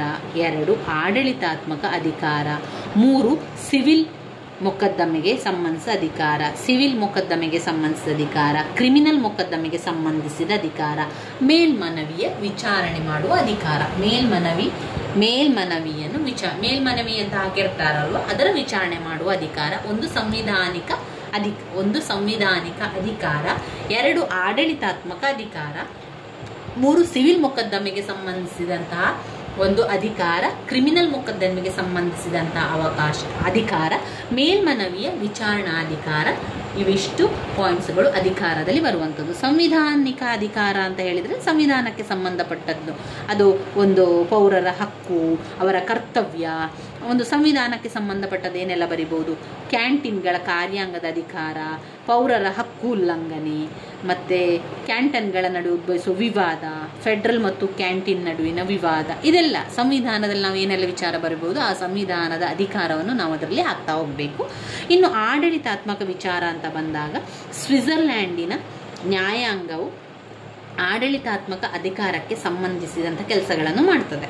ಸರಕಾರಿ ಅಧಿಕಾರಿಗಳ ಕಾನೂನುಬದ್ಧ ಅಧಿಕಾರದ ಬಗ್ಗೆ ಅದು ಸರಕಾರಿ ಅಧಿಕಾರ ಇರ್ಬೋದು, ಮತ್ತು ಕಾನೂನುಬದ್ಧ ಅಧಿಕಾರದ ಮೊಕದ್ದಮೆಗಳನ್ನು ಅದು ವಿಚಾರಣೆಯನ್ನು ಮಾಡ್ತದೆ. ನ್ಯಾಯಾಲಯವು ಆಡಳಿತಾತ್ಮಕ ಮೊಕದ್ದಮೆಗಳ ಬಗ್ಗೆ ವಿಚಾರಣೆಯನ್ನು ನಡೆಸಿ ತೀರ್ಪನ್ನು ನೀಡುವ ಅಧಿಕಾರ ಕೂಡ ಹೊಂದಿರುವಂಥದ್ದು. ಬೇರೆ ಬೇರೆ ಮೊಕದ್ದಮೆಗಳು, ಈಗ ರೈಲ್ವೆ ವಿಷಯಕ್ಕೆ ಸಂಬಂಧಪಟ್ಟ ಮೊಕದ್ದಮೆಗಳು, ಆಮೇಲೆ ತೆರಿಗೆ ವಿಷಯಕ್ಕೆ ಸಂಬಂಧ ಮೊಕದ್ದಮೆಗಳು ಆಡಳಿತಾತ್ಮಕದಲ್ಲಿ ಬರುವಂಥದ್ದು. ಸ್ವಿಟ್ಜರ್ಲ್ಯಾಂಡ್ನ ನ್ಯಾಯಾಲಯದ ಆಡಳಿತಾತ್ಮಕ ವಿಚಾರದಲ್ಲಿ ರೈಲ್ವೆ ವಿಷಯಕ್ಕೆ ಸಂಬಂಧಪಟ್ಟಂಥದ್ದು, ತೆರಿಗೆ ವಿಷಯಕ್ಕೆ ಸಂಬಂಧಪಟ್ಟಂತಹ ಮೊಕದ್ದಮೆಗಳೆಲ್ಲ ಬರ್ತದೆ. ಅಲ್ಲಿ ಅವರು ಏನು ಮಾಡ್ತಾರೆ, ಕಾನೂನಿಗೆ ಸಂಬಂಧಪಟ್ಟದ್ದು, ಸರ್ಕಾರಕ್ಕೆ ಸಂಬಂಧಪಟ್ಟ ಒಂದು ಮೊಕದ್ದಮೆ ಎಲ್ಲ ಬರುವಂಥದ್ದು ಆಡಳಿತಾತ್ಮಕ ಅಧಿಕಾರದಲ್ಲಿ. ಇನ್ನು ಸಿವಿಲ್ ಮೊಕದ್ದಮೆಗೆ ಸಂಬಂಧಿಸಿದಂಥ ಅಧಿಕಾರ ಅಂತ ಹೇಳಿದರೆ ಎಲ್ಲ ಸಿವಿಲ್ ವ್ಯಾಜ್ಯಗಳು, ಯಾವುದೇ ರೀತಿಯ ಸಿವಿಲ್ಗೆ ಸಂಬಂಧಪಟ್ಟಂಥದ್ದೆಲ್ಲ ಅಲ್ಲಿಗೆ ಬರುವಂಥದ್ದು. ಅಲ್ಲಿ ವ್ಯಕ್ತಿ ಹಾಗೂ ಒಕ್ಕೂಟದ ನಡುವೆ ಉಂಟಾಗುವ ಮೊಕದ್ದಮೆಗಳಿರ್ಬೋದು, ವ್ಯಕ್ತಿ ಹಾಗೂ ಕ್ಯಾಂಟೀನ್ ನಡುವಿನ ವಿವಾದ ಇರ್ಬೋದು, ವ್ಯಕ್ತಿಗಳ ನಡುವಿನ ಒಂದು ವಿವಾದ ಇರ್ಬೋದು, ಇದೆಲ್ಲ ಕೂಡ ಸಿವಿಲ್ ಮೊಕದ್ದಮೆಯಲ್ಲಿ ಬರ್ತದೆ. ಯಾವುದೇ ರೀತಿಯ ಆಸ್ತಿಗೆ ಸಂಬಂಧಪಟ್ಟಂಥ ವಿಚಾರಗಳು, ಕ್ರಿಮಿನಲ್ ಮೊಕದ್ದಮೆಗಳು, ಕೊಲೆ ಅಪರಾಧಗಳು, ಅಲ್ಲಿ ಈ ರೀತಿಯ ಕ್ರಿಮಿನಲ್ ಮೊಕದ್ದಮೆಗಳಿಗೆ ಅಪರಾಧಗಳಿಗೆ ಸಂಬಂಧವಿಟ್ಟಾರೆ. ಅದು ರಾಷ್ಟ್ರದ್ರೋಹ ಕೆಲಸಗಳು, ಅಪರಾಧಗಳು, ಅಂತಾರಾಷ್ಟ್ರೀಯ ಕಾನೂನಿಗೆ ವಿರುದ್ಧದ ಕಾರಣ, ಕೋಟಾ ನಾಣ್ಯಕ್ಕೆ ಸಂಬಂಧಿಸಿದ ಮೊಕದ್ದಮೆ, ಚುನಾವಣೆಯ ವಂಚನೆ ಮಾಡಿದಂತಹ ಅಧಿಕಾರ ಎಲ್ಲ ಕೂಡ ಕ್ರಿಮಿನಲ್ ಮೊಕದ್ದಮೆಗೆ ಸಂಬಂಧಿಸಿದ ವಿಚಾರಗಳಲ್ಲಿ ಬರ್ತದೆ. ಫೆಡರಲ್ ಅಧಿಕಾರಗಳ ವಿರುದ್ಧ ಅಪರಾಧಗಳು, ದೇಶದ ಕಾನೂನು ವಿರುದ್ಧ ಮಾಡುವ ಅಪರಾಧಗಳು. ಮೇಲ್ಮನವಿಯ ವಿಚಾರಣಾ ಅಧಿಕಾರ 1 ಸಂವಿಧಾನಿಕ ಅಧಿಕಾರ, 2 ಆಡಳಿತಾತ್ಮಕ ಅಧಿಕಾರ, 3 ಸಿವಿಲ್ ಮೊಕದ್ದಮೆಗೆ ಸಂಬಂಧಿಸಿದಂಥ ವಿಚಾರ, ಕ್ರಿಮಿನಲ್ ಮೊಕದ್ದಮೆಗೆ ಸಂಬಂಧಿಸಿದ ವಿಚಾರ, ಮೇಲ್ಮನವಿಯ ವಿಚಾರಣಾಧಿಕಾರ. ಮೇಲ್ಮನವಿಯ ವಿಚಾರಣಾಧಿಕಾರ ಎನ್ನುವಂಥದ್ದು ಫೆಡರಲ್ ನ್ಯಾಯಾಲಯವು ಕಡಿಮೆ ಪ್ರಮಾಣದ ಮೇಲ್ಮನವಿಯ ವಿಚಾರಣೆ ಅಂದರೆ ಮೇಲ್ಮನವಿಯನ್ನು ಕೊಡ್ತಾರೆ. ಸ್ವಿಟ್ಜರ್ಲ್ಯಾಂಡ್ನ ನ್ಯಾಯಾಲಯದಲ್ಲಿ ಕೆಳಗಿನ ಹಂತದ ನ್ಯಾಯಾಲಯದಲ್ಲಿ ಸರಿಪಡಿಸಲಾಗದಂತಹ ಕೆಲವೊಂದು ಮೊಕದ್ದಮೆಗಳನ್ನು ಮೇಲಿನ ಹಂತದ ನ್ಯಾಯಾಲಯಕ್ಕೆ ಕೊಟ್ಟು ಮೇಲ್ಮನವಿಯನ್ನು ಸಲ್ಲಿಸ್ತಾರೆ. ಅದು ಬರುವಂಥದ್ದು ಸ್ವಲ್ಪ ಕಡಿಮೆ ಆದರೂ ಕೂಡ ಬಂದಂಥದ್ದನ್ನು ತೀರ್ಪು ನೀಡಿ ಅದಕ್ಕೆ ಸರಿಯಾದ ಒಂದು ತೀರ್ಪನ್ನು ಕೊಟ್ಟು ಆ ಒಂದು ಸಮಸ್ಯೆಯನ್ನು ಬಗೆಹರಿಸಬೇಕಲ್ವಾ. ಅದು ಸಂವಿಧಾನದ ಪ್ರಜೆಗಳಿಗೆ ನೀಡುವ ಹಕ್ಕುಗಳ ಉಲ್ಲಂಘನೆಗೆ ಸಂಬಂಧಿಸಿದ ವಿವಾದ ಆಗಿರ್ಬೋದು, ಅಂತರ್ ಕ್ಯಾಂಟನ್ಗಳ ಕಾನೂನು ಉಲ್ಲಂಘನಾ ಅಪರಾಧ ಇರ್ಬೋದು, ಆಮೇಲೆ ಇನ್ನಿತರ ಕೆಲವೊಂದು ವಿಚಾರಗಳು ಕೂಡ ಅದರಲ್ಲಿ ನಾವು ಬರಿತಾ ಹೋಗಬೇಕಾಗ್ತದೆ. ಇವಿಷ್ಟು ವಿಚಾರಗಳು ಸ್ವಿಟ್ಜರ್ಲ್ಯಾಂಡಿನ ನ್ಯಾಯಾಂಗದ ರಚನೆ, ಅಧಿಕಾರ ಮತ್ತು ಕಾರ್ಯಗಳಲ್ಲಿ ಬರುವಂಥದ್ದು. ಇನ್ನು 15 ಅಂಕದ ಮತ್ತೊಂದು ಪ್ರಶ್ನೆಯನ್ನು ನೋಡುವ. ಅದು ಚೀನಾದ ರಾಷ್ಟ್ರೀಯ ಜನತಾ ಕಾಂಗ್ರೆಸ್ಸಿನ ರಚನೆ, ಅಧಿಕಾರ ಮತ್ತು ಕಾರ್ಯಗಳು. ಚೀನಾದ ರಾಷ್ಟ್ರೀಯ ಜನತಾ ಕಾಂಗ್ರೆಸ್ ಬರುವಂಥದ್ದು ಕೊನೆಯದಾಗಿ ಚೀನಾದ ಕಮ್ಯುನಿಸ್ಟ್ ಪಕ್ಷದ ಮೊದಲು ನೋಡಿ ರಾಷ್ಟ್ರೀಯ ಜನತಾ ಕಾಂಗ್ರೆಸ್, ಚೀನಾದ ರಾಷ್ಟ್ರೀಯ ಜನತಾ ಕಾಂಗ್ರೆಸ್ನ ರಚನೆ, ಅಧಿಕಾರ ಮತ್ತು ಕಾರ್ಯಗಳು ಅಂದರೆ ಅದು ಕಮ್ಯುನಿಸ್ಟ್ ಚೀನಾ ಅಂತ ಹೇಳುವಂಥದ್ದು. ಇಲ್ಲಿದೆ ನೋಡಿ, ಶಾಸಕಾಂಗ ರಾಷ್ಟ್ರೀಯ ಜನತಾ ಕಾಂಗ್ರೆಸ್ ಪುಟ ಸಂಖ್ಯೆ 223ರಲ್ಲಿದೆ. ರಾಷ್ಟ್ರೀಯ ಜನತಾ ಕಾಂಗ್ರೆಸ್ನ ರಚನೆಯ ಬಗ್ಗೆ ಹೇಳಬೇಕು ಮೊದಲು, ಅದಾದ ನಂತರ ಅಧಿಕಾರ ಮತ್ತು ಕಾರ್ಯಗಳ ಬಗ್ಗೆ ಹೇಳ್ತಾ ಹೋಗುವ. ಇವಿಷ್ಟು ನಾವು 15 ಅಂಕಕ್ಕೆ 4 ಪ್ರಶ್ನೆಗಳ ಉತ್ತರವನ್ನು ತಿಳಿದ ಹಾಗೆ ಆಗ್ತದೆ. ಮುಂದೆ ಕೂಡ ನಾವು ಇನ್ನಷ್ಟು ವಿಚಾರಗಳನ್ನು ತಿಳಿತಾ ಹೋಗುವ. ಈಗ ಚೀನಾದ ರಾಷ್ಟ್ರೀಯ ಜನತಾ ಕಾಂಗ್ರೆಸ್ನ ರಚನೆಯ ಬಗ್ಗೆ ತಿಳ್ಕೊಳ್ಳೋಣ. ರಾಷ್ಟ್ರೀಯ ಜನತಾ ಕಾಂಗ್ರೆಸ್ ಚೀನಾ ಗಣರಾಜ್ಯದ ಶಾಸಕಾಂಗವಾಗಿದೆ. ಏನಾಗಿದೆ ಅದು? ಚೀನಾ ಗಣರಾಜ್ಯದ ಶಾಸಕಾಂಗವೇ ರಾಷ್ಟ್ರೀಯ ಜನತಾ ಕಾಂಗ್ರೆಸ್. ರಾಷ್ಟ್ರೀಯ ಜನತಾ ಕಾಂಗ್ರೆಸ್ ಅಂದರೆ ಚೀನಾದ ಗಣರಾಜ್ಯದ ಶಾಸಕಾಂಗ. ಇದು ಏಕಸದನದ ಶಾಸಕಾಂಗ. ಏಕಸದನ ಇರುವಂಥದ್ದು, ಅದರಲ್ಲಿ ದ್ವಿಸದನ ಇಲ್ಲ, ಏಕಸದನದ ಶಾಸಕಾಂಗ. ಸಂವಿಧಾನದ 57ನೇ ವಿಧಿಯ ಪ್ರಕಾರ ರಾಷ್ಟ್ರೀಯ ಜನತಾ ಕಾಂಗ್ರೆಸ್ ರಾಜ್ಯದ ಅತ್ಯುನ್ನತ ಅಧಿಕಾರದ ಅಂಗಸಂಸ್ಥೆಯಾಗಿದೆ. ಈಗ ಗೊತ್ತಾಯ್ತಾ? ರಾಷ್ಟ್ರೀಯ ಜನತಾ ಕಾಂಗ್ರೆಸ್, ಚೀನಾದ ರಾಷ್ಟ್ರೀಯ ಜನತಾ ಕಾಂಗ್ರೆಸ್ ಅಂದರೆ ಚೀನಾದ ಗಣರಾಜ್ಯದ ಶಾಸಕಾಂಗ. ಇದು ಏಕಸದನದ ಶಾಸಕಾಂಗ. ನೆನಪಲ್ಲಿ ಇಟ್ಕೊಳ್ಳಿ, ಇದು ಏಕಸದನದ ಶಾಸಕಾಂಗ. ಸಂವಿಧಾನದ ಎಷ್ಟನೇ ವಿಧಿಯಲ್ಲಿದೆ? 57. ಸಂವಿಧಾನದ 57ನೇ ವಿಧಿಯ ಪ್ರಕಾರ ರಾಷ್ಟ್ರೀಯ ಜನತಾ ಕಾಂಗ್ರೆಸ್ ಎನ್ನುವಂಥದ್ದು ಅತ್ಯುನ್ನತ ಅಧಿಕಾರದ ಒಂದು ಅಂಗಸಂಸ್ಥೆಯಾಗಿದೆ ಅಂತ ಹೇಳುವಂಥದ್ದು. ದೇಶದ ಏಕಮೇವ ಶಾಸನೀಯ ಒಂದು ಅಧಿಕಾರವಾಗಿರುವಂಥದ್ದು. ಚೀನಾ ಗಣರಾಜ್ಯದ ಶಾಸನೀಯ ಅಧಿಕಾರವನ್ನು ರಾಷ್ಟ್ರೀಯ ಜನತಾ ಕಾಂಗ್ರೆಸ್ ಅದರ ಸ್ಥಾಯಿ ಸಮಿತಿಗಳು ಚಲಾಯಿಸ್ತಾರೆ. ಇನ್ನು ರಾಷ್ಟ್ರೀಯ ಜನತಾ ಕಾಂಗ್ರೆಸ್ನ ರಚನೆಯ ಬಗ್ಗೆ ನೋಡುವ. ಹೇಗೆ ರಚನೆಯನ್ನು ಮಾಡುವಂಥದ್ದು? ಇದು ಏಕಸದನವನ್ನು ಹೊಂದಿರುವಂತಹ ಒಂದು ಶಾಸಕಾಂಗ. ಏಕಸದನ ಹೊಂದಿರುವ ಇದರ ಸದಸ್ಯರ ಅಥವಾ ಡೆಪ್ಯೂಟಿಗಳ ಸಂಖ್ಯೆ ಎಷ್ಟಿರ್ತಾರೆ? 2985. 2985 ಡೆಪ್ಯೂಟಿ ಸಂಖ್ಯೆಯಲ್ಲಿರುವಂತಹ ಒಂದು ಸದಸ್ಯರ ಸಂಖ್ಯೆ. ರಾಷ್ಟ್ರೀಯ ಜನತಾ ಕಾಂಗ್ರೆಸ್ ಏಕಸದನದ ಶಾಸಕಾಂಗವಾಗಿದೆ. ಏಕಸದನದ ಶಾಸಕಾಂಗದ ಸದಸ್ಯರ ಸಂಖ್ಯೆ 2985. ಡೆಪ್ಯೂಟಿಗಳನ್ನು ಪ್ರಾಂತ್ಯಗಳು, ಸ್ವಾಯತ್ತ ಪ್ರದೇಶಗಳು, ಕೇಂದ್ರದ ನೇರ ಅಧೀನದಲ್ಲಿರುವ ಮುನ್ಸಿಪಾಲಿಟಿಗಳು ಕೂಡ ಆರಿಸುತ್ತದೆ. ಯಾರನ್ನು? ಈಗ 2985 ಸದಸ್ಯರು ಬೇಕು ಅಲ್ವಾ? ಯಾರು ಆಯ್ಕೆ ಮಾಡ್ತಾರೆ? ಮುನ್ಸಿಪಾಲಿಟಿಗಳು ಅವರನ್ನು ಆರಿಸಿ ತರುವಂಥದ್ದು. ಕೆಲವು ಸಂಖ್ಯೆಯ ಡೆಪ್ಯೂಟಿಗಳನ್ನು ಸೈನ್ಯ ಪಡೆ, ವಿದೇಶದಲ್ಲಿರುವ ಚೀನಿಯರು ಕೂಡ ಆಯ್ಕೆಯನ್ನು ಮಾಡ್ತಾರಂತೆ. ಡೆಪ್ಯೂಟಿಗಳನ್ನು ಜನರು ನೇರವಾಗಿ ಆಯ್ಕೆ ಮಾಡುವುದಿಲ್ಲ. ಈಗ 2985 ಜನ ಇದ್ದರೆ ಅವರನ್ನು ನೇರವಾಗಿ ಆಯ್ಕೆ ಮಾಡುವುದಿಲ್ಲ. ಅವರೆಲ್ಲರಿಗೂ ಕೂಡ 18 ವರ್ಷ ವಯಸ್ಸಾದ ಎಲ್ಲ ಅರ್ಹ ನಾಗರಿಕರು ಮತದಾನ ಹಾಗೂ ರಾಷ್ಟ್ರೀಯ ಜನತಾ ಕಾಂಗ್ರೆಸ್ ಚುನಾವಣೆಯಲ್ಲಿ ಸ್ಪರ್ಧಿಸುವ ಅಧಿಕಾರವನ್ನು ಹೊಂದಿರ್ತಾರೆ. ಎಲ್ಲರೂ ಕೂಡ 18 ವರ್ಷ ವಯಸ್ಸಾಗಿರಬೇಕು. 18 ವರ್ಷ ವಯಸ್ಸಾದರೆ ಎಲ್ಲರೂ ಕೂಡ ಮತದಾನದಲ್ಲಿ ಭಾಗವಹಿಸ್ಬೋದು, ಮತದಾನವನ್ನು ಮಾಡಬಹುದು, ಹಾಗೆ ಚುನಾವಣೆಯಲ್ಲಿ ಕೂಡ ಭಾಗವಹಿಸ್ಬೋದು. ರಾಷ್ಟ್ರೀಯತೆ, ಲಿಂಗ, ಉದ್ಯೋಗ, ಆಸ್ತಿ, ಸಂಪತ್ತು, ಕೌಟುಂಬಿಕ ಹಿನ್ನೆಲೆ ಇದನ್ನೆಲ್ಲ ಕೂಡ ನೋಡುವಂಥದ್ದು. ಆ ಕಾರಣಕ್ಕಾಗಿ ತಾರತಮ್ಯ ಕಲ್ಪಿಸಲಾಗುವುದಿಲ್ಲ. ಯಾವುದೇ ಕಾರಣಕ್ಕಾಗಿ ಅವರನ್ನು ತಾರತಮ್ಯ ಮಾಡದೆ ಅವರನ್ನು ಆಯ್ಕೆ ಮಾಡುವಂಥದ್ದು ಅಂತ ಹೇಳ್ತಾ ಇದ್ದಾರೆ. ಇನ್ನು ಡೆಪ್ಯೂಟಿ ಅಧಿಕಾರದ ಅವಧಿ, ಆ ಒಂದು ಅಧಿಕಾರದ ಅವಧಿ ಎಷ್ಟು? 5 ವರ್ಷಗಳ ಕಾಲ. ಅದನ್ನು ಸ್ಥಾಯಿ ಸಮಿತಿಯ 1 ವರ್ಷ ವಿಸ್ತರಿಸುತ್ತದೆ. ಆದರೆ ಸ್ಥಾಯಿ ಸಮಿತಿಯು 3/2 ಬಹುಮತ ಅವಶ್ಯಕತೆ ಇರುತ್ತದೆ. ವರ್ಷದಲ್ಲಿ ಕನಿಷ್ಠ 1 ಬಾರಿ ಅಧಿವೇಶನ ನಡೆಸುವಂಥದ್ದು. 1 ಬಾರಿ ಅಧಿವೇಶನ ನಡೆಸಲೇಬೇಕು, ಕಡ್ಡಾಯವಾಗಿ ನಡೆಸಲೇಬೇಕು. ಅಗತ್ಯ ಇದ್ದರೆ 1ಕ್ಕಿಂತ ಹೆಚ್ಚು ಬಾರಿ ಕೂಡ ಸಭೆಯನ್ನು ಮಾಡ್ಬೋದು. ಕಾಂಗ್ರೆಸ್ನ ಸ್ಥಾಯಿ ಸಮಿತಿಯು ಅಧಿವೇಶನವನ್ನು ಕರೆಯುತ್ತದೆ. ಮತ್ತು 5/1 ಡೆಪ್ಯೂಟಿಗಳು ಅಪೇಕ್ಷಿಸಿದಾಗಲೂ ಕಾಂಗ್ರೆಸ್ನ ವಿಶೇಷ ಅಧಿವೇಶನ ಕರೆಯಲು ಅವರಿಗೆ ಅವಕಾಶ ಇದೆ. ಇನ್ನು ರಾಷ್ಟ್ರೀಯ ಜನತಾ ಕಾಂಗ್ರೆಸ್ನ ಅಧಿಕಾರ ಮತ್ತು ಕಾರ್ಯಗಳ ಪಾಯಿಂಟ್ಸ್ಗಳನ್ನು ನೋಡುವ. ಸಂವಿಧಾನಿಕ ಹಕ್ಕುಗಳು ಎಲ್ಲ ಪ್ರಕಾರದ ಕಾನೂನುಗಳನ್ನು ರಚಿಸುವಂಥದ್ದು. ರಚಿಸುವುದು. ನೇಮಕಾತಿ ಮತ್ತು ಆಯ್ಕೆ ಅಧಿಕಾರ, ನೇಮಕಾತಿ ಮಾಡುವ ಅಧಿಕಾರ ಮತ್ತು ಆಯ್ಕೆ ಮಾಡುವ ಅಧಿಕಾರ. ವಿಭಿನ್ನ ಸಮಿತಿಗಳ ಆಯ್ಕೆ. ಅಯವ್ಯಯವನ್ನು ಅಂಗೀಕಾರ ಮಾಡುವುದು.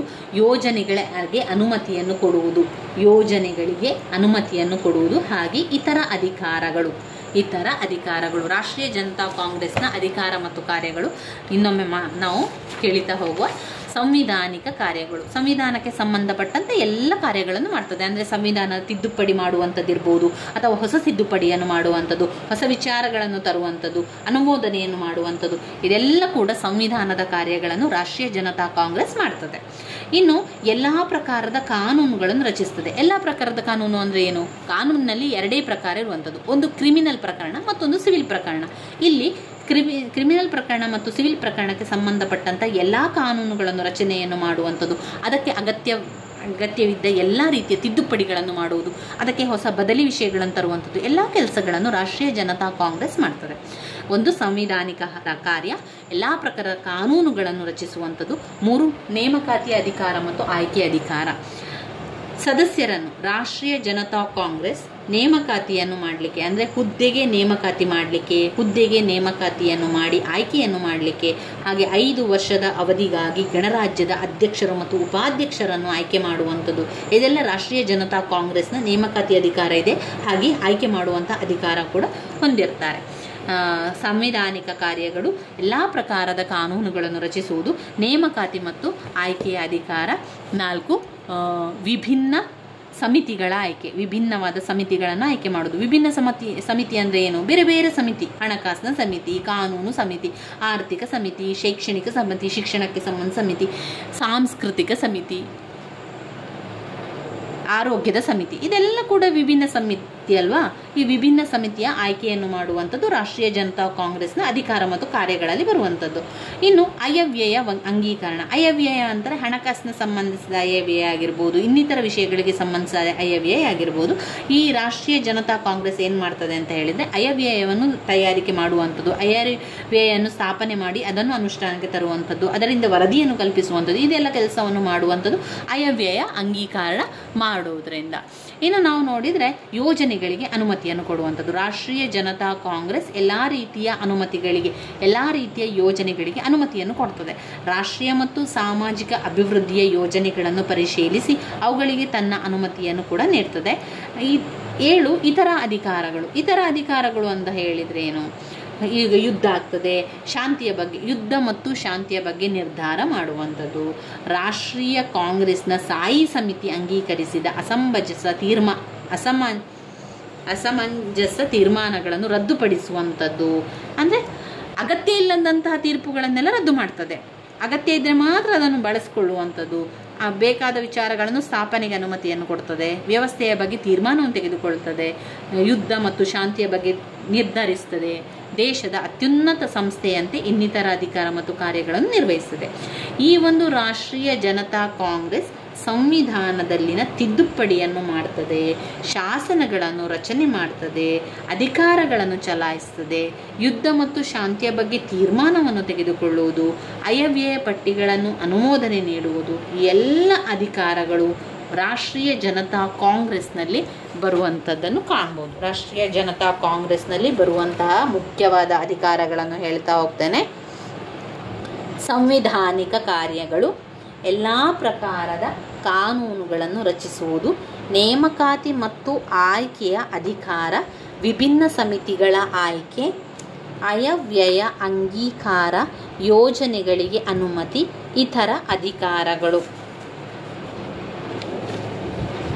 ರಾಷ್ಟ್ರೀಯ ಜನತಾ ಕಾಂಗ್ರೆಸ್ನ ರಚನೆ, ಇದನ್ನು ಏಕಸದನ ಹೊಂದಿರುವಂಥ ಶಾಸಕಾಂಗ, ಚೀನಾ ಗಣರಾಜ್ಯದ ಶಾಸಕಾಂಗವಾಗಿದೆ. ಇದರಲ್ಲಿ ಡೆಪ್ಯೂಟಿ ಸದಸ್ಯರನ್ನು ನೇಮಕ ಮಾಡಲಾಗುವಂಥದ್ದು. 2985 ಡೆಪ್ಯೂಟಿ ಸದಸ್ಯರನ್ನು ನೇಮಕ ಮಾಡಿದ್ದಾರೆ. 18 ವರ್ಷ ತುಂಬಿದಂಥ ಎಲ್ಲರೂ ಕೂಡ ಈ ಒಂದು ರಾಷ್ಟ್ರೀಯ ಕಾಂಗ್ರೆಸ್ ರಚನೆಯಲ್ಲಿ ಸೇರಿಕೊಳ್ಬೋದು. ಹಾಗೆ ಆಯಾ ಒಂದು ಕೇಂದ್ರಕ್ಕೆ ಸಂಬಂಧಪಟ್ಟಂಥ ಅಧೀನದಲ್ಲಿರುವಂಥ ಮುನ್ಸಿಪಾಲಿಟಿಗಳನ್ನು ಅವರು ಆರಿಸಿ ತರುವಂಥದ್ದು. ಕೆಲವು ಸಂಖ್ಯೆಯ ಡೆಪ್ಯೂಟಿಗಳನ್ನು ಸೈನ್ಯ ಪಡೆಗೆ ಹಾಕ್ತಾರೆ.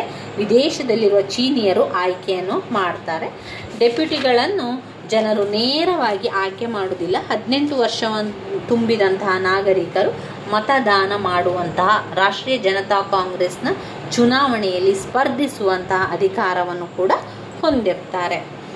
ಇವಿಷ್ಟು ರಾಷ್ಟ್ರೀಯ ಜನತಾ ಕಾಂಗ್ರೆಸ್ನಲ್ಲಿ ಬರುವಂಥದ್ದು. ನಾವು ಈಗ ಇದರಲ್ಲಿ ಎಲ್ಲ ಪ್ರಶ್ನೆ ಕೂಡ ಉತ್ತರವನ್ನು ತಿಳ್ಕೊಂಡೆವು. ಈ 4 ಪ್ರಶ್ನೆಯ ಉತ್ತರವನ್ನು ಕೂಡ ಓದ್ಕೊಳ್ಳಿ ಸ್ನೇಹಿತರೆ. ಪಾಯಿಂಟ್ಸನ್ನು ಬಾಯ್ಪಾಠ ಮಾಡಿ ಆದರೂ ಕಲಿಯಿರಿ. ಈ 4 ಪ್ರಶ್ನೆಗಳು ಕೂಡ ವೆರಿ ಇಂಪಾರ್ಟೆಂಟ್ ಆಗಿರುವಂತಹ ಪ್ರಶ್ನೆ. ಮುಂದಿನ ವಿಡಿಯೋದಲ್ಲಿ ನಾವು 10 ಅಂಕಕ್ಕೆ ಬಂದಿರುವಂತಹ ಪ್ರಶ್ನೆಗಳ ವಿವರಣೆಯನ್ನು ಕೂಡ ತಿಳ್ಕೊಳ್ಳುವ. ನಾವು ಈಗ 15 ಅಂಕದ ಪ್ರಶ್ನೆಯನ್ನು ತಿಳ್ಕೊಂಡಿದ್ದೇವೆ. ಇನ್ನೂ 15 ಅಂಕದ ಪ್ರಶ್ನೆಯನ್ನು ತಿಳ್ಕೊಳ್ಳುವ. ಅದು ಮುಂದಿನ ವಿಡಿಯೋದಲ್ಲಿ ಅದರ ಬಗ್ಗೆ ಕೂಡ ತಿಳ್ಕೊಳ್ಳುವ. ಈಗ ತಿಳ್ಕೊಂಡಿರುವಂತಹ 15 ಅಂಕದ ಪ್ರಶ್ನೆ, ಬ್ರಿಟನ್ ಸಂವಿಧಾನದ ಲಕ್ಷಣಗಳನ್ನು ವಿವರಿಸಿ. 2, ಅಮೇರಿಕಾದ ಅಧ್ಯಕ್ಷರ ಚುನಾವಣೆ ಅಧಿಕಾರ ಕಾರ್ಯಗಳನ್ನು ವರ್ಣಿಸಿ. 3. ಸ್ವಿಸ್ನ ನ್ಯಾಯಾಂಗದ ರಚನೆ ಅಧಿಕಾರ ಮತ್ತು ಕಾರ್ಯಗಳನ್ನು ಮೌಲ್ಯೀಕರಿಸಿ. 4. ಚೀನಾದ ರಾಷ್ಟ್ರೀಯ ಜನತಾ ಕಾಂಗ್ರೆಸ್ನ ರಚನೆ ಅಧಿಕಾರ ಮತ್ತು ಕಾರ್ಯಗಳನ್ನು ವಿವರಿಸಿ. ಒಟ್ಟು 15 ಅಂಕದ ಪ್ರಶ್ನೆಗಳನ್ನು ನಾವು ನೋಡಿದ್ದೇವೆ.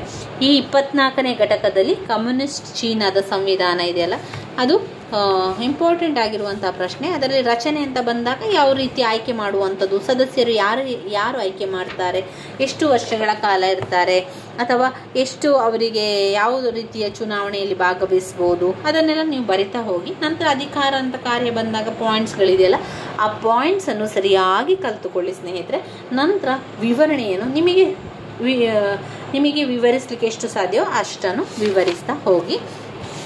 ಇನ್ನು ಚೀನಾ ಕಮ್ಯುನಿಸ್ಟ್ ಪಕ್ಷ ಇದೆ ನೋಡಿ, ಇದು 5 ಅಂಕಕ್ಕೆ ಕೇಳಿದ್ದಾರೆ. ಇದನ್ನೆಲ್ಲ ನಾನು 5 ಅಂಕಕ್ಕೆ ಬಂದಿರುವಂತಹ ಪ್ರಶ್ನೆಗಳಲ್ಲಿ ಪ್ರತ್ಯೇಕವಾಗಿ ನಾನು ಅದನ್ನು ನಿಮಗೆ ತಿಳಿಸ್ಕೊಡ್ತೇನೆ. ಚೀನಾ ಕಮ್ಯುನಿಸ್ಟ್ ಪಕ್ಷದ ಸಂಘಟನೆ ಮತ್ತು ಪಾತ್ರ ಎರಡು ಕೂಡ ಇಂಪಾರ್ಟೆಂಟ್ ಆಗಿರುವಂಥದ್ದು. ಸಂಘಟನೆಯಲ್ಲಿ ನಾವು ನೋಡಿದರೆ ಸೆಲ್, ಪಕ್ಷದ ಮುನ್ಸಿಪಲ್ ಕಾಂಗ್ರೆಸ್, ಪ್ರಾಂತೀಯ ಕಾಂಗ್ರೆಸ್, ಪಕ್ಷದ ರಾಷ್ಟ್ರೀಯ ಕಾಂಗ್ರೆಸ್, ಕೇಂದ್ರೀಯ ಸಮಿತಿ, ಪಾಲಿಟ್ ಬ್ಯೂರೋ, ಸ್ಥಾಯಿ ಸಮಿತಿ, ಸಚಿವಾಲಯ, ಇದೆಲ್ಲ ಕೂಡ ಬರುವಂಥ ವಿಚಾರಗಳಾಗಿದೆ. ನನ್ನ ವಿಡಿಯೋಸ್ ಎಲ್ಲ ನಿಮಗೆ ಇಷ್ಟ ಆಗ್ತಾ ಇದ್ದರೆ ಲೈಕ್ ಕೊಡಿ, ಶೇರ್ ಮಾಡಿ, ಸಬ್ಸ್ಕ್ರೈಬ್ ಮಾಡಲಿಕ್ಕೆ ಮರಿಬೇಡಿ ಸ್ನೇಹಿತರೆ.